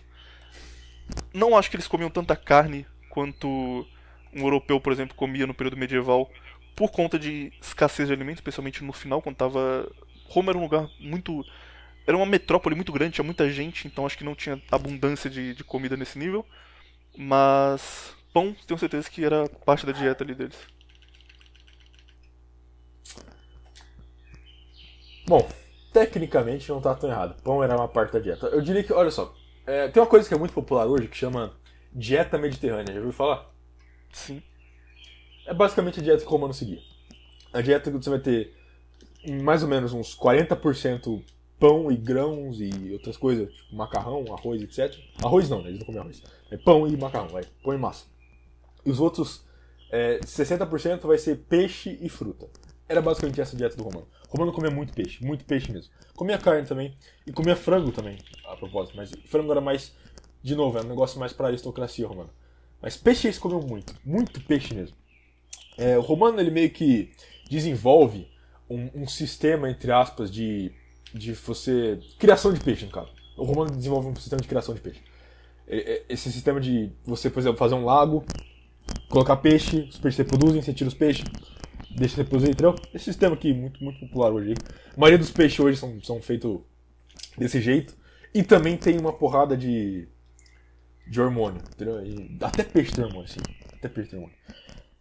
Mas enfim, os romanos eles desenvolveram esse método de fazer peixe e eles comiam muito produto, frutos do mar, etc. Mas uma coisa que os romanos faziam muito era salgar e defumar peixe. Porque, adivinha só, eles tinham que alimentar uma porrada de legião, certo? Como você vai... Pensa o seguinte, você tem várias legiões, vários exércitos que tem que alimentar, certo? Você tem que ter linhas de produções, etc. Só que tem uma questão. Se você pegar e levar um monte de pão e trigo e um monte de coisa e só dar isso pro soldado comer, vai chegar na hora da batalha ele vai ir bem. Você acha que vai bem? Claro que não. Não. Entendeu? Você precisa que ele tenha algo pra se manter. Você precisa que ele tenha proteína, no caso. Entendeu? Então, duas coisas eram muito comuns, entre os gregos também isso era muito comum, que era o seguinte, era você pegar um barril bem grande, certo? Que você ia carregar com você ao longo da marcha. E nesse barril eles faziam o seguinte, era meio que a dieta do soldado era esse barril, a dieta do soldado romano era quase que em volta desse barril. Que era um barril onde eles enchiam de sal, carne, certo? Eles tinham carne sim, isso não é mito, principalmente carne de como que é o nome? Cordeiro, carne de cordeiro. Aí eles cortavam em vários pedaços, um cubo, sei lá. Não é muito descrito como que era feito o corte, mas enfim, você entende. Jogavam tudo, enchiam esse barril de carne e sal e azeite, muito azeite. A dieta mediterrânea, a dieta dos romanos e também dos gregos era regada, literalmente, de azeite. Entendeu? Era muito azeite, eles produziam muito azeite, então eles tinham muito azeite pra dar e vender. Então eles faziam muito esse tipo de conserva com azeite. Outra coisa também era, que eu falei, o peixe salgado e defumado. Eles carregavam muito isso, entendeu? Carregavam toneladas disso, provavelmente. Entendeu? Então a dieta, o soldado romano não tinha uma dieta tão ruim assim. Entendeu? Ele tinha provavelmente ali um pão, um pote com provavelmente algum tipo de aveia, alguma carne em conserva e um peixe salgado. Não era tão ruim assim. Outra coisa também que os romanos desenvolveram muito é questão de... Pô, não lembro o nome em português agora. É forager em inglês, não lembro o nome. Basicamente é o seguinte, vai ser um grupo de pessoas que vai indo na frente do exército, certo? E eles vão caçando todo animal que eles veem, coletando frutas e essas coisas, entendeu? Então eles acham um viado, eles matam. Isso aí não vai ficar muito bom no YouTube não. O algoritmo do YouTube não vai gostar muito desse daí. Já era, derrubado o podcast. Enfim, eles achavam um animal, matavam um animal, traziam, eles assavam e dividiam entre os soldados, entendeu? O soldado romano estima-se que consumia mais ou menos entre 2.500 e 3.000 calorias. Que é bastante, porque eles não eram, por exemplo, tão grandes assim. Eles eram baixos, eram meio manlet. E também não eram tão grandes assim. Então eles não precisavam de tanta caloria. Então 3.000 calorias é bastante até, pra alguém da época. Enfim, era uma dieta boa até, no caso. Os romanos lá, mais urbanos, a dieta deles não era tão boa assim. Era muito mais pão e... Era basicamente pão e peixe. Era isso, era pão e peixe, pão e peixe, pão e peixe. A aristocracia romana já era diferente. Eles comiam bastante, como eu falei antes, comiam bastante frango, comiam frutos do mar mais raros, que tipo ostra, no caso. Enfim. Mas aí um detalhe sobre os romanos, que é muito interessante mesmo, que é o seguinte. Tácito fala muito sobre isso. Tácito escreve sobre as tribos germânicas, que eu vou falar daqui a pouco também. Mas ele escreve o seguinte, que... Definindo a dieta, um detalhe da dieta das tribos germânicas é que eles não usavam nenhum tempero. E por que Tácito faz essa observação? Porque uma coisa que era extremamente comum em Roma era tempero e condimento. Olha só, era tão comum em Roma que existia um tempero em Roma que era muito popular, que eu não lembro o nome agora também, mas era feito de uma planta que tinha no norte da África, entendeu? E aí, esse tempero era tão popular em Roma, mas tão popular, que a planta que eles usavam para fazer o tempero foi extinta. Eles literalmente usaram todas para produzir tempero e acabou. Esse tempero não existe mais. Você não tem ideia do gosto que ele tem. Mas enfim, toda receita que sobreviveu dos tempos de Roma, todas elas têm altas quantidades de tempero. Eles usavam muita erva, pimenta, usavam muito sal para cozinhar. Entendeu? Isso é algo sal meio era que... tão importante pro romano que eles recebiam em sal. Exato, O o sal era a salário moeda de troca deles. É verdade. O salário, a palavra salário vem disso. Era a Exato, cota de vem sal que disso. você recebia no final do mês pelo seu trabalho. Exato. O tempero para os romanos era algo muito, muito, muito especial, entendeu? Eles tinham vários tipos de condimento. Um condimento deles muito, muito popular era... Tem até em Pompeia, tem até um azulejo em Pompeia que tem a propaganda desse condimento, que era um negócio que chamava garum, que era basicamente um molho de peixe fermentado. Aí, de novo, o que eu falei? Comida fermentada. E todo povo tem alguma comida fermentada. Para os romanos era garum, era meio que um caldo de peixe que você fermentava e salgava ele. Era meio que um ketchup romano, porque eles colocavam isso em tudo quase. Enfim, aliás, tem uma receita que chama frango parta, acho que é o nome. Ou frango ao parta, alguma coisa assim. Eu não lembro o nome exato. Mas basicamente a ideia era que era um frango que os romanos comiam e que ele era feito usando vários temperos que vinha da parte. É parte o nome em português? Deve ser. Parte. Enfim, os romanos eles tinham uma relação muito grande com o tempero exatamente porque eles fizeram a Estrada da Seda.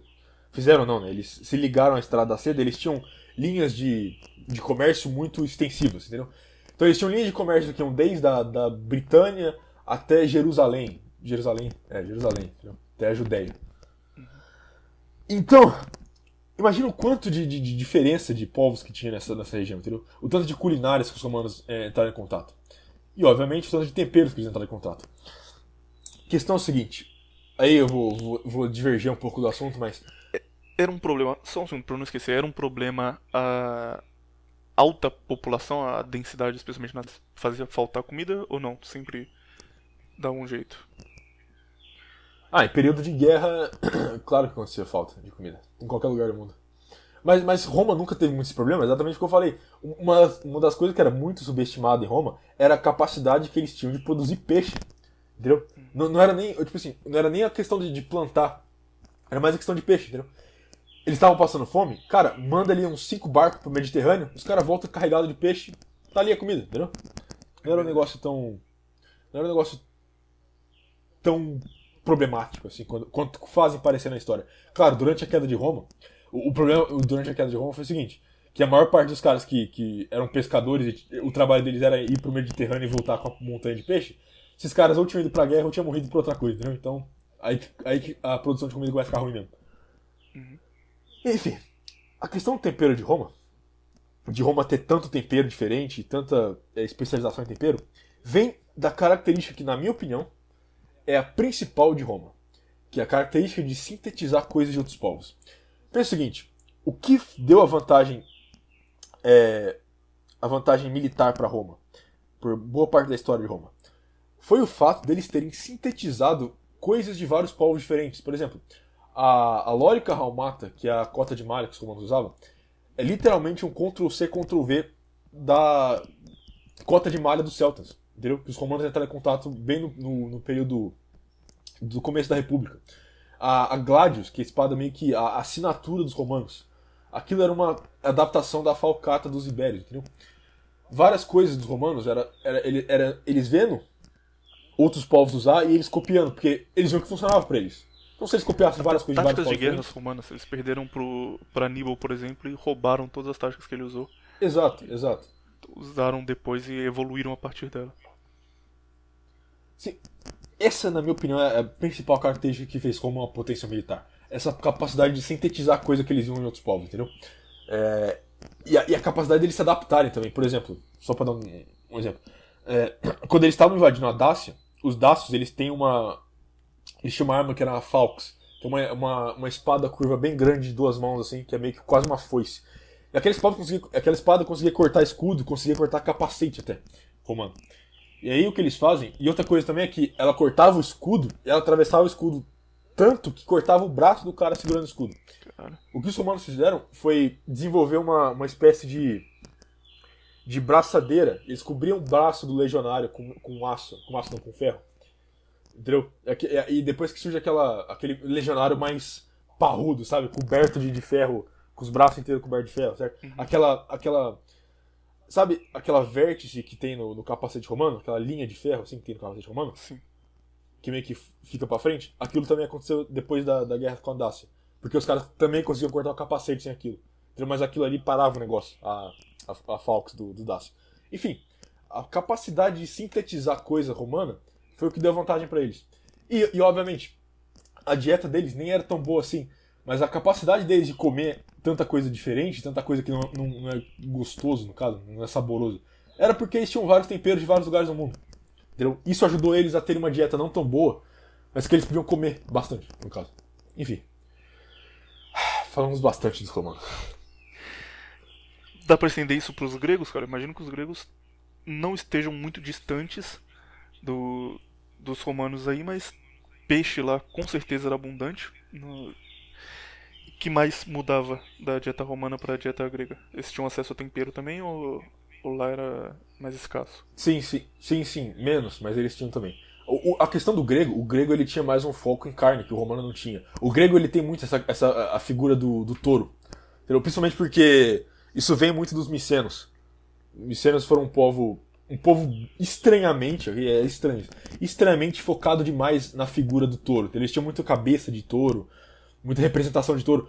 O mito do Minotauro vem deles aí. Era uma obsessão muito por touro. O que não é de todos uma coisa ruim. Porque uma coisa que você não sabe, ouvinte, é o seguinte: a carne que você come não é a melhor carne que você podia estar comendo, ok? A melhor carne que você podia estar comendo é de um boi não castrado. Porque a carne de um animal não castrado, de um animal macho não castrado, é a carne com o maior teor de testosterona que você pode consumir na sua vida. Entendeu? Principalmente se for um animal selvagem. Então, a carne do touro era muito valorizada pelos gregos, entendeu?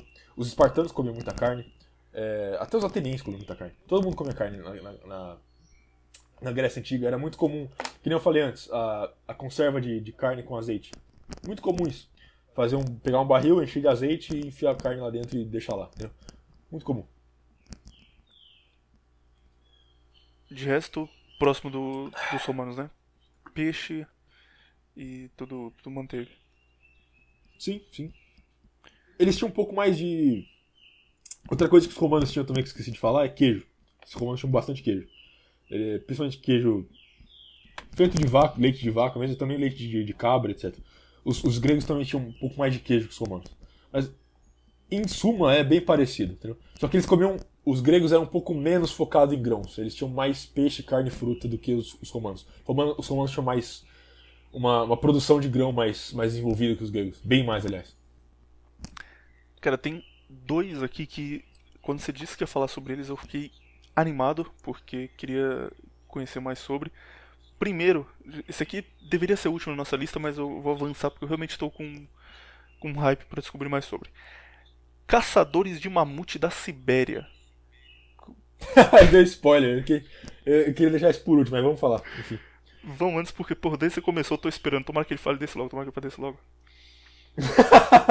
Por que você tá tão curioso assim? Cara, porque parece ser um negócio... Eu, imagino o que eles precisariam comer pra serem caçadores de mamute, mas ao mesmo tempo eles estão na Sibéria, então eles não têm acesso fácil a muita comida, sabe? Eles não têm muita opção. Então eu quero saber, É aí que você se engana. eu quero saber, como eles conseguiam comer o que era necessário estando na Sibéria, estando em um bloco de gelo gigante. Essa é a questão, é o erro. Você já assistiu o filme A Era do Gelo? Já. Como a Era do Gelo é retratada no filme A Era do Gelo? Pô, você faz umas perguntas muito difíceis, cara. Aliás, é muito Gelo, fácil, só que porra, tipo assim... como assim? É gelado, Tá, é frio e tem um esquilo. Tá. Como você... como você pensa que é a Era do Gelo? Como eu Você penso... pensa que é assim? Não, obviamente foi exagerado, mas eu imagino que é um período muito mais frio do que o tradicional. Que era exatamente... gelado pra caralho. Não tanto assim, mas era bastante gelado. Exatamente aí que você se engana novamente, meu amigo William. Caralho, é muita Olha só. Red Pill, cara, tá louco. Vou até tomar uma água aqui que essa vai ser difícil descer. Olha só. Vamos dar a narrativa mainstream aí, e depois aí a gente teoriza algumas coisas. Durante a história do nosso mundo, tem uma coisa, que é a história geográfica do mundo, geológica no caso, que falam bastante dos continentes que eram juntos, certo? A Pangeia, e daí eles se separam em dois, e aí tudo isso ocorre em bilhões e bilhões de anos, e aí as placas tectônicas vão separando as coisas, e Vida surge enfim. na África. Exato, essa narrativa que não faz muito sentido, certo? Porque a questão é a seguinte, quanto mais tempo você volta na história, é lógico isso, bem óbvio, quanto mais tempo você volta na história, mais difícil fica de explicar as coisas. Porém, uma coisa que esses geólogos, entre aspas geólogos, todos concordam, é que a Terra tem vários períodos que se chamam períodos de glaciação, ou eras do gelo, no caso. Durante uma era do gelo, o que acontece é o seguinte, já teve várias eras do gelo já teve várias eras do gelo aí ao longo da pré-história. A gente está num período até grande até sem ter uma era do gelo. Que é o seguinte, uma era do gelo, ela se define, ela acontece pelo seguinte, é quando no verão fica um pouco menos quente. Essa é a diferença. Essa é a única diferença de uma era do gelo para uma era normal, entre aspas normal. Caralho, eu imaginava como um inverno infinito de Não, olha séculos, só. tá ligado? Não, é uma era... Tipo assim, essas eras glaciais geralmente duram aí 100 mil anos por aí. Entendeu? E já teve várias. A questão é o seguinte, se já teve várias dessas eras glaciais, e elas duram 100 mil anos, e geralmente fica tipo assim, uns 20, 30 mil só sem ter era do gelo, tecnicamente a era do gelo seria o nosso padrão, né? Enfim. É difícil entender esses caras, esses geólogos aí. Por exemplo, qual a explicação que eles dão pra diminuir a temperatura no verão? Você sabe? Não, qual é? Eu te explico. A explicação deles, se eu não me engano, né, que eles mudam a explicação cada 5 meses, eles têm uma explicação diferente. Enfim. é que a Terra gira em volta do Sol, certo? E conforme ela gira em torno do Sol, ela não gira num eixo fixo, sabe? Ela meio que faz um espiral. Então existem épocas onde ela tá girando mais próxima do Sol e épocas onde ela tá girando mais longe do Sol. E nessas épocas onde ela tá girando mais longe é quando acontece a Era do Gelo. E, enfim, na Era do Gelo é quando, no verão, certo? A temperatura diminui um pouco. E qual a consequência disso, no caso? Você pode pensar, pô, mas por que o mundo... Nossa, tá difícil de falar hoje, pô.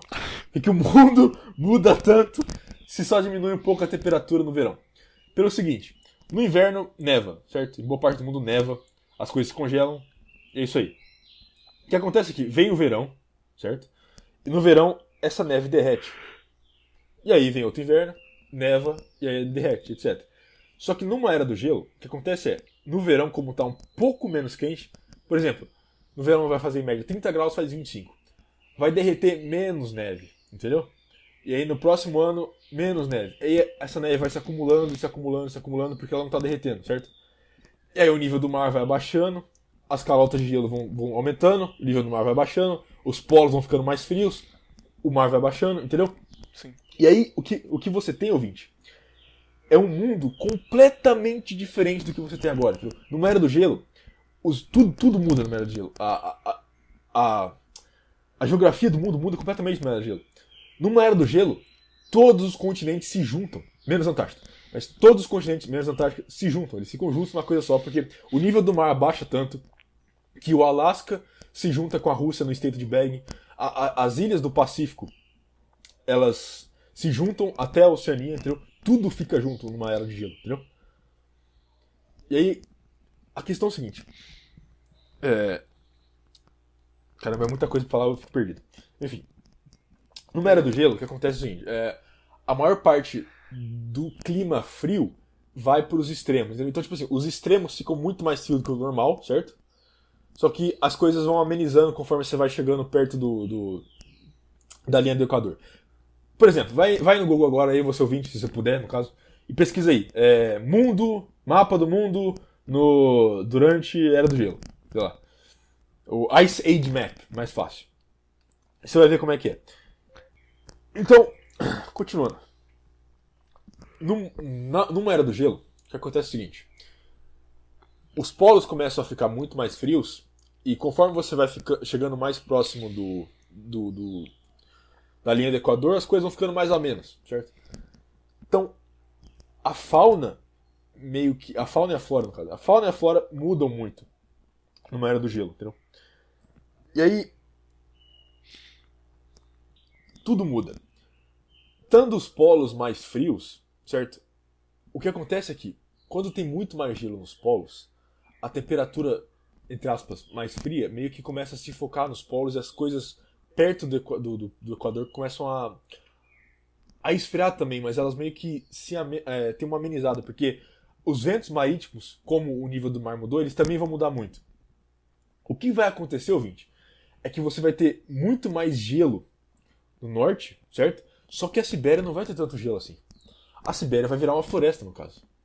Uma floresta até bem úmida.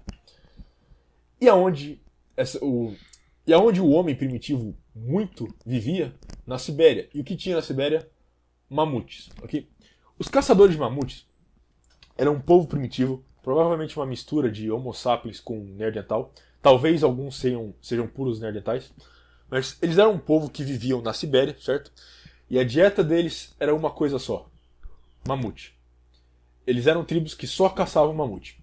Agora, pensa o seguinte, ouvinte. Por que eu dei toda essa explicação para falar deles? Porque eu tenho que colocar isso no contexto. A maior parte da megafauna do mundo, mamutes, preguiças gigantes, essas coisas, a maior parte não existe mais, entendeu? Na verdade, tem certas megafaunas, tipo, por exemplo, a baleia azul. A baleia azul é o maior animal que já existiu na Terra, e ela vive hoje.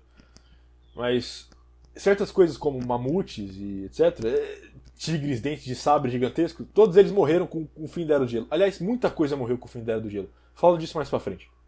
Mas a última Era do Gelo, ela acabou mais ou menos uns 10 mil anos atrás. Só pra dar um contexto. Acabou mais ou menos uns 10 mil anos atrás e... ou seja, mais ou menos 8 mil antes de Cristo. Mais ou menos. Ouvintes, muito provável que as pirâmides do Egito tenham sido construídas durante a Era do Gelo. O que isso faz da diferença? Eu não tenho a mínima ideia, mas é só pra contextualizar, entendeu? Aquele negócio é interessante, tipo, ó, Cleópatra tá mais próxima da gente do que ela tava das pirâmides. Aí você fala, caralho, como assim, cara?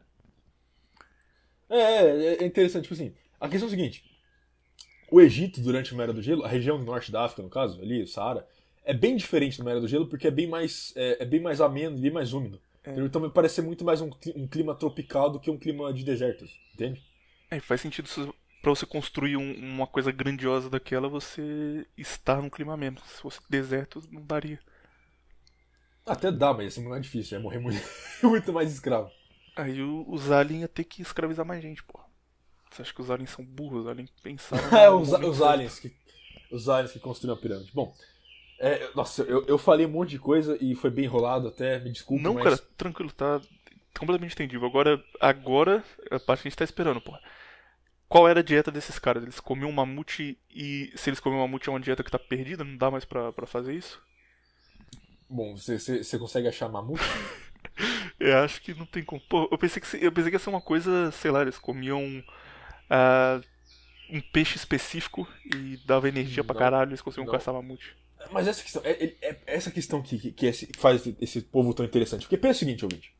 Você mata uma galinha, você alimenta uma família por um dia, certo? Você mata um porco, você alimenta uma família por algumas semanas. Mata uma vaca, um mês, talvez, alimenta algumas famílias, certo? Agora, ouvinte, pensa o quanto de comida você tem matando um mamute. Pensa, pra contextualizar, já viu um elefante? O mamute é maior que um elefante, entendeu? E tem muito mais carne que um elefante. Então essas tribos se juntavam e matavam um elefante. Imagina a testosterona desses filhos da puta, cara. Imagina o tanto de... Imagina o tanto de testosterona que tinha na carne do mamute macho adulto sem ser castrado. Meu amigo.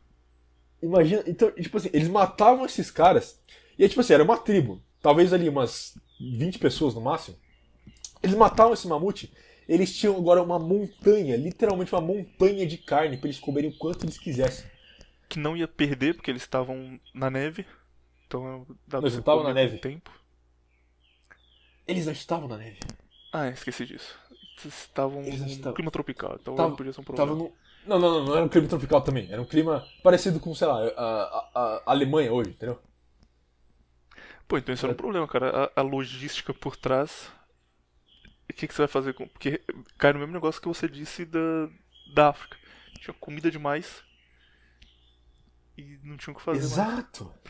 Mais. Exatamente, meu amigo. Quando você tem uma montanha, literalmente uma montanha de carne, o que você faz com tanta comida assim? Que, obviamente, eles vão encher o rabo de carne, mas ainda vai ter uma montanha de carne ali, entendeu? Se você dá um mamute pra 20 pessoas, você acha que elas vão comer o quê? Uma perna do mamute já tá todo mundo cheio, entendeu? Então, o que eles faziam era uma coisa que volta nos esquimós, nos nossos amigos inuites. Eles faziam a mesma coisa, eles enterravam a carne e deixavam a carne lá fermentando. E eu acho que caiu na internet. Você tá me ouvindo? Tô ouvindo, cara. Estou embasbacado com como você conseguiu costurar esses assuntos. Essa eu não tava esperando. O cara foi falando aos poucos, falou de fermentação, falou de esquimó, falou de rolinha na foca, e do nada ele volta e completa muito bem. O que eles faziam era, eles enterravam a carne do mamute e depois eles voltavam lá e comiam, entendeu? A carne fermentada, do mamute, no caso. Então, eles tipo assim, não desperdiçavam a carne do mamute, mesmo que tinha uma montanha, talvez às vezes, óbvio. Tipo assim, mataram o mamute, entendeu? Aí eles veem, pô, tem uns tigres dente de sabre ali, melhor a gente deixar esse mamute pra eles aí ir embora. Entendeu? Talvez isso acontecia. Porra, mas quão difícil deve ser matar um mamute também, né, cara? Tá louco, acho que devia ser dias de preparação. Tipo, o cara ficava um mês pra conseguir matar um mamute. Depois... Não, eu acho mais provável o seguinte, mais provável não, com certeza é o que acontecia. Eles ficavam seguindo, certo, a manada por dias e dias e dias, esperando algum deles ficar um pouco mais distante. Exato. Porque, tipo assim, matar um mamute, só se tiver só um mamute isolado, ia ser bem fácil. Eu chegar aos 20 caras com um monte de lança. Depois da grande frase, eu acho que escrita é degeneração, agora é matar um mamute é bem fácil. Não, Viriato, pai, vírgula vezes. pera lá, pô. Você está zombando na minha cara, mas eu vou explicar. Você junta 20 amigos seus com um monte de lança, você acha que você não consegue matar um elefante sozinho? Considerando que eles faziam isso desde criança, dá pra entender, é verdade. Tipo, a vida dos caras era isso, então já tava todo mundo Tipo, preparado. mamute. Entendeu? É isso que eu tô falando. Um mamute só, isolado, não era problema nenhum pra eles, entendeu? Ele chegava lá e derretia ele, matava ele, explodia ele ali, tá ligado? E acabou. Acabou o joguinho. Agora, se tem uma manada de mamute e se você vai chegar em um e vai vir os outros 10 mamutes pra cima de você, aí não tem como. É foda. Aí já era. Essa questão também que eu quero especificar da Era do Gelo. Que a gente mudou de assunto completamente. Era dietas dos povos históricos pra Era do Gelo, enfim. Na Era do Gelo. Bom, cara, não se preocupa com o assunto, não. Não só na Era do Gelo, mas como boa parte da pré-história, você tinha uma coisa que chamava-se praticamente animais dominando terras. Você tinha muito mamute, eu digo muito mamute mesmo, até hoje. A questão é que a Sibéria hoje, principalmente no norte da Sibéria, é tudo congelado, é difícil fazer isso, mas se você for lá e cavar num lugar aleatório, é muito fácil você achar um osso de mamute lá. Muito fácil. Entendeu? Existem Porque- grupos que são, tipo, caçadores de mamutes, hoje em dia, né, de fóssil, que eles fazem literalmente isso, cara. Tipo, eles vão pra Sibéria, ficam cavando e acham presa, chifre. Não é muito difícil, não. Eles fazem mesmo sem material. Exatamente, porque tinha muito mamute. Era uma floresta cheia de mamute. O steppe do mais ao sul da Rússia, cheio de mamute. Aquela região era infestada de mamute, entendeu? E aí eu te pergunto: o ser humano malvado, horrível, extinguiu o mamute caçando e comendo ele? Creio que não. A não ser que Você- existia 1 bilhão de seres humanos pra caçar todos eles. Você crê correto, amigo William. A questão foi o seguinte: esses caçadores de mamute, eles viviam na Sibéria, correto? E eles caçavam mamute, meio óbvio. E eles passavam ali, sabe-se lá quantos anos eles passaram lá caçando e comendo mamute. Até que vem o fim da Era do Gelo. Com o fim da Era do Gelo, o clima na Terra de novo muda completamente. A Sibéria se congela de novo. E esses povos caçadores de mamute, o que eles fazem? Eles se espalham. Eles vão em direção à Ásia, alguns vão em direção à Europa. Ou seja, a maior parte dos povos asiáticos e europeus descendem desses caras. Em parte ou 100%. Então, esses caras, né, se espalham e eles deixam de ser caçadores de mamute e eles vão para outros lugares. Enfim, o que acontece com os mamutes? O clima mudou, eles não conseguiram se adaptar. Todos eles morrem. Fim da história.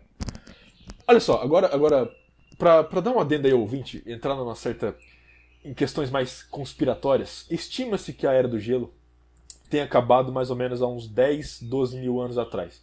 Então, 10 mil, 8 mil antes de Cristo, por aí, quando foi que acabou a última Era do Gelo, certo? Ouvintes, o que eu falei antes?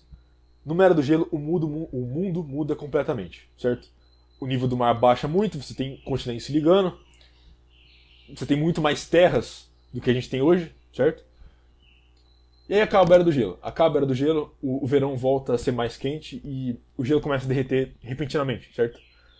E do nada, o clima do mundo muda, animais começam a morrer e o nível do mar sobe de repente, certo? Aí eu te faço uma pergunta: onde a maior parte da população mora? Certo? A maior parte dos seres humanos moram. Perto de rios e do mar, certo? Perto do litoral. Correto? Uhum. O nível do mar sobe de repente. Obviamente, o mar e os rios vão encobrir essas civilizações, esses povos que estão perto do mar e de rios. E todos esses povos vão morrer, certo? Obviamente, também, como o clima está mudando, vai ter muita chuva. Certo? Não te parece, William? Isso não te parece muito parecido? Isso não te parece muito parecido com o dilúvio? Faz todo sentido. Eu tô pensando, tipo, nos pontos principais do dilúvio. Muita chuva, aumento do nível do mar, extinção em massa, tudo combina. E outra coisa, se olhando o contexto do Velho Testamento, não parece que bate exatamente com 8 mil, 10 mil anos de Cristo? Verdade, cara. Seria o dilúvio um relato do fim da Era do Gelo? Essa é a pergunta esquizotérica aí pra vocês. Fim de Atlântida também, dá pra tranquilamente O colocar. fim de Atlântida E foi da o que eu Era do falei Gelo. da última vez. Foi do que eu falei da última vez, não foi? O nível do mar sobe repentinamente. Você, obviamente, vai ter ilhas muito maiores no Atlântico. Provavelmente alguma delas teria ali uma civilização um pouco mais avançada. O nível do mar sobe, acabou a civilização avançada. Terminamos bem, cara. Bom é que dessa vez faz sentido. De vez em quando você manda umas teorias que parecem meio loucura, mas essa aqui eu estou 100% de acordo com ela, cara. Tudo bate. A galera mais crente não vai gostar disso aí, não, enfim. É, galera mais...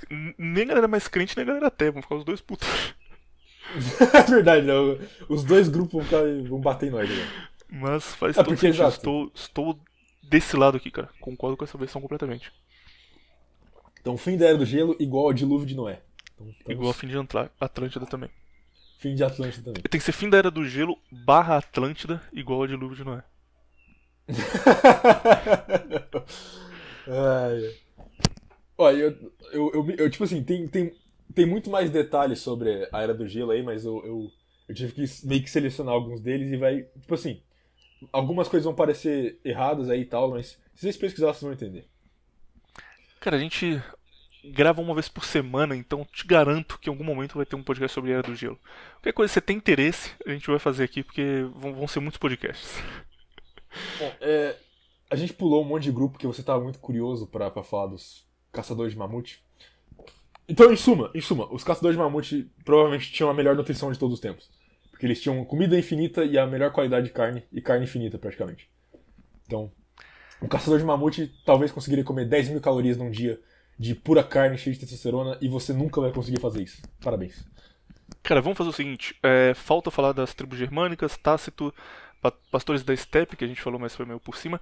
Mas eu tenho certeza absoluta que uma vez que esse podcast for postado, vai vir muita gente com perguntas específicas, tipo, esse povo aqui, o que era a dieta deles, ou esse negócio aqui que esse povo comia, vale a pena comer hoje em dia. Como eu tenho certeza que isso vai acontecer, vamos fazer da seguinte maneira: postar esse daqui como uma parte 1. E semana que vem a gente volta com os povos que ficaram faltando, falar sobre eles. E vamos também trazer umas coisas tipo aquele negócio dos gladiadores serem veganos, se isso é verdade ou não. A gente já entrou nisso por cima, mas vamos mais a fundo. E falar também, acho que seria legal, de dietas ruins. Povos que tinham péssimas dietas e o que isso trouxe pra eles com o passar dos anos, que é o nosso futuro daqui a algum tempo. E aí, complementamos com as indicações aí, as coisas que os ouvintes perguntarem, a gente coloca na pauta também e volta na semana que vem, pode ser? Pode ser. Por mim, tudo bem. Então, você que ouviu esse assunto, continua na semana que vem. Acho isso realmente muito interessante, cara. Coisas que você não conhece muito, é legal ver alguém que conhece falando sobre. Dá uma sensação de, cara, tô aprendendo muita coisa aqui num período curto de tempo. É bom. Então, semana que vem, voltaremos com o Beized Orochimaru falando aqui sobre as dietas que a gente separou e não couberam nessa semana. E se você tem algum assunto aí pra recomendar dentro desse tema, deixa nos comentários que vai ser inserido na pauta também. O Contraversão é o podcast que mais ouve os seus fãs, os seus ouvintes em todo o Brasil, cara. A gente tem 4 programas gravados, 2 são indicação direta.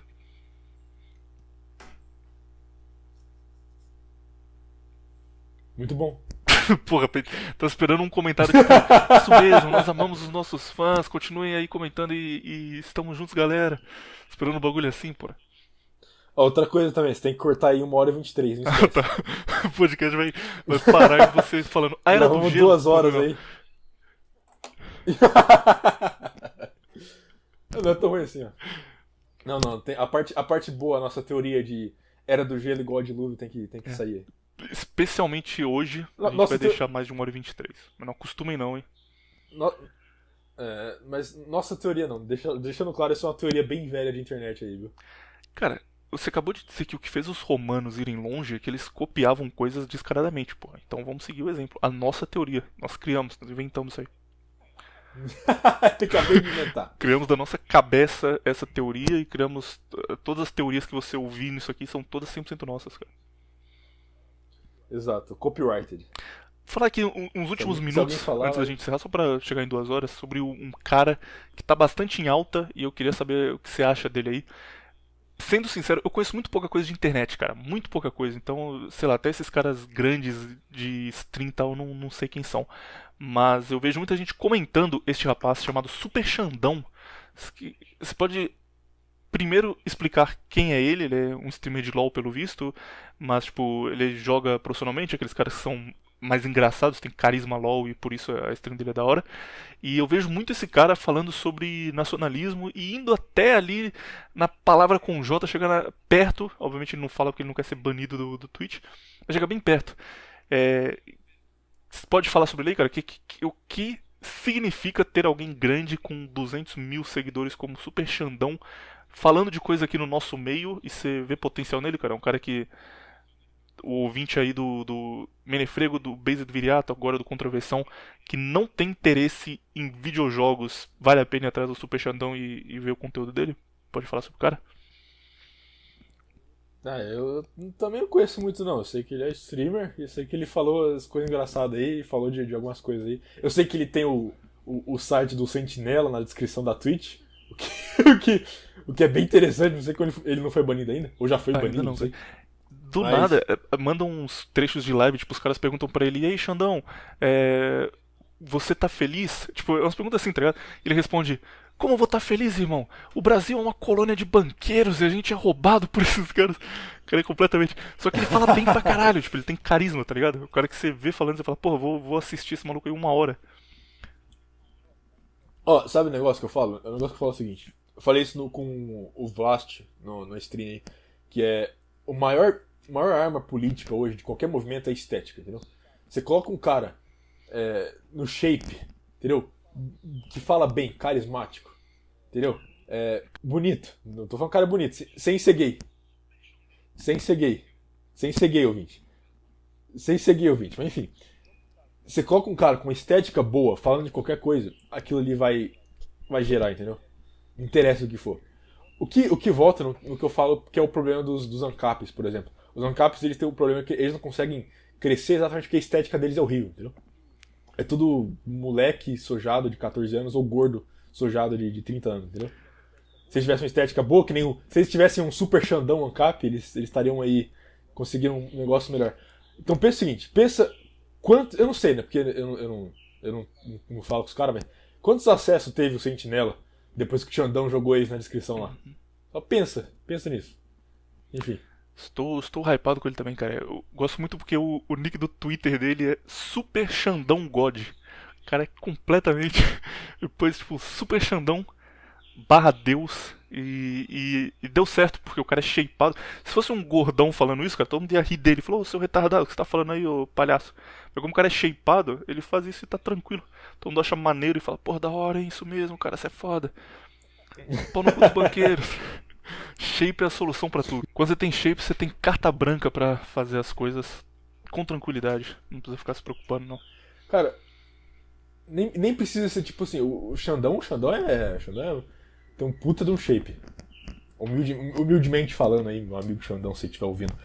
Mas você nem precisa ter tanta coisa assim, tá ligado? Você só sendo um cara, não sendo um magrelo ou um gordão, tá bom, entendeu? Você só sendo um cara levemente estético, as pessoas já vão levar mais a sério o que você falar. Entendeu? É só não ser o Kogos, cara, é só isso. É só não todo brasileiro exato, tem que focar exato. em não ser o Kogos, a primeira coisa.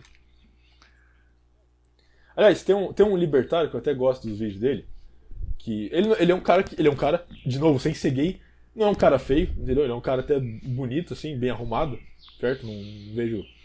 A estética dele é ok. Ele tem aquele biotipo do skinny fat, sabe? Você vê que claramente nunca levantou um peso na vida. Mas, enfim, ele não é Paulo Cogos, entendeu? Acho que o nome dele é Fower, acho que é alguma coisa assim. Acho os vídeos dele interessantes, até, legal, se você quiser. Ou tem outro, já que tô recomendando Ancaps aí, tem outro cara que é muito bom também, que é o Guilherme Grow. Acho que o canal dele é Grow Força e Liberdade, acho que é isso aí. Ou Liberdade e Força, alguma coisa assim. Olha só, recomendando Ancaps Essa é aí pra uma coisa vocês. boa do nosso meio Quem agora, diria? sendo honesto. Porque se você perguntar pra um cara que é NS, que é da terceira posição, fala assim, qual você acha que são os melhores canais de esquerda no YouTube? Tipo, ele vai conhecer, mesmo que ele não goste de nenhum, ele vai falar, eu já vi esse aqui que falava tal coisa, já vi esse aqui, vi esse debate que os caras falavam de tal assunto. ANCAP é a mesma coisa, o cara vai saber sobre. Sim. E o oposto não acontece, cara. Se você perguntar pra um ANCAP o que ele acha de canais de terceira posição, ele vai mandar aquele, eles odeiam os pequenos empresários. O cara tá preso numa bolha pra sempre. Perguntar pra um cara de esquerda, o que você acha da terceira posição no Brasil? Ai, não, eles estão espancando mendigos na rua, são péssimas pessoas. Os caras não têm ideia do que existe fora da bolha deles. Quanto a gente não, a gente vai atrás e, mesmo não concordando, conhece a ideologia dos caras. Cara, eu vejo que a galera briga muito com o ANCAP e eu não tenho muito problema com eles, não. Claro, tem uns que são muito chatos mesmo, mas em média, são ok. Tem um problema com adolescente no geral. E ANCAPs, então, são boa parte deles. Não, exato. Esses adolescentes que se dizem fascistas aí em Twitter e tal, tá no mesmo nível que os adolescentes ANCAP, entendeu? Não muda nada. O cara me mandou um print, eu vou te passar ele no Telegram. Eu gostaria que você lesse ele em voz alta, só pra gente encerrar aqui, beleza? Porque é maravilhoso. Lá vem. Lê em voz alta e faz seu comentário, tá bom? E a gente encerra logo Tá depois. bom, Vou me despedir. Adeus, ouvintes. Não esqueça de comentar aí mais assuntos relacionados a esse tema pra gente trazer semana que vem. Muito obrigado por ter ouvido. E fique agora com Based Viriato lendo o comentário do Paladino da Red Pill no Twitter. Bora lá, cara. Tá bom. O cara diz o seguinte: os caras que vale a pena o seu tempo é o Rock, Raccoon e o Fox. O resto é só copy. Acho que ele quis dizer copy. Aí foi copy. É bom que ele errou os três nomes. Ele errou Rock, Viriato. errou Raccoon e errou Fox. Ele escreveu os três errados. Ele fala o seguinte, depois de falar é só copy, ele fala, o base de Viriato é bom também. O problema é que ele não é Megtal. Não quero correr o risco de me contaminar com Purple Pills alheios. Então é isso aí, ouvinte. Não corram o risco de se contaminar com a minha Purple Pill.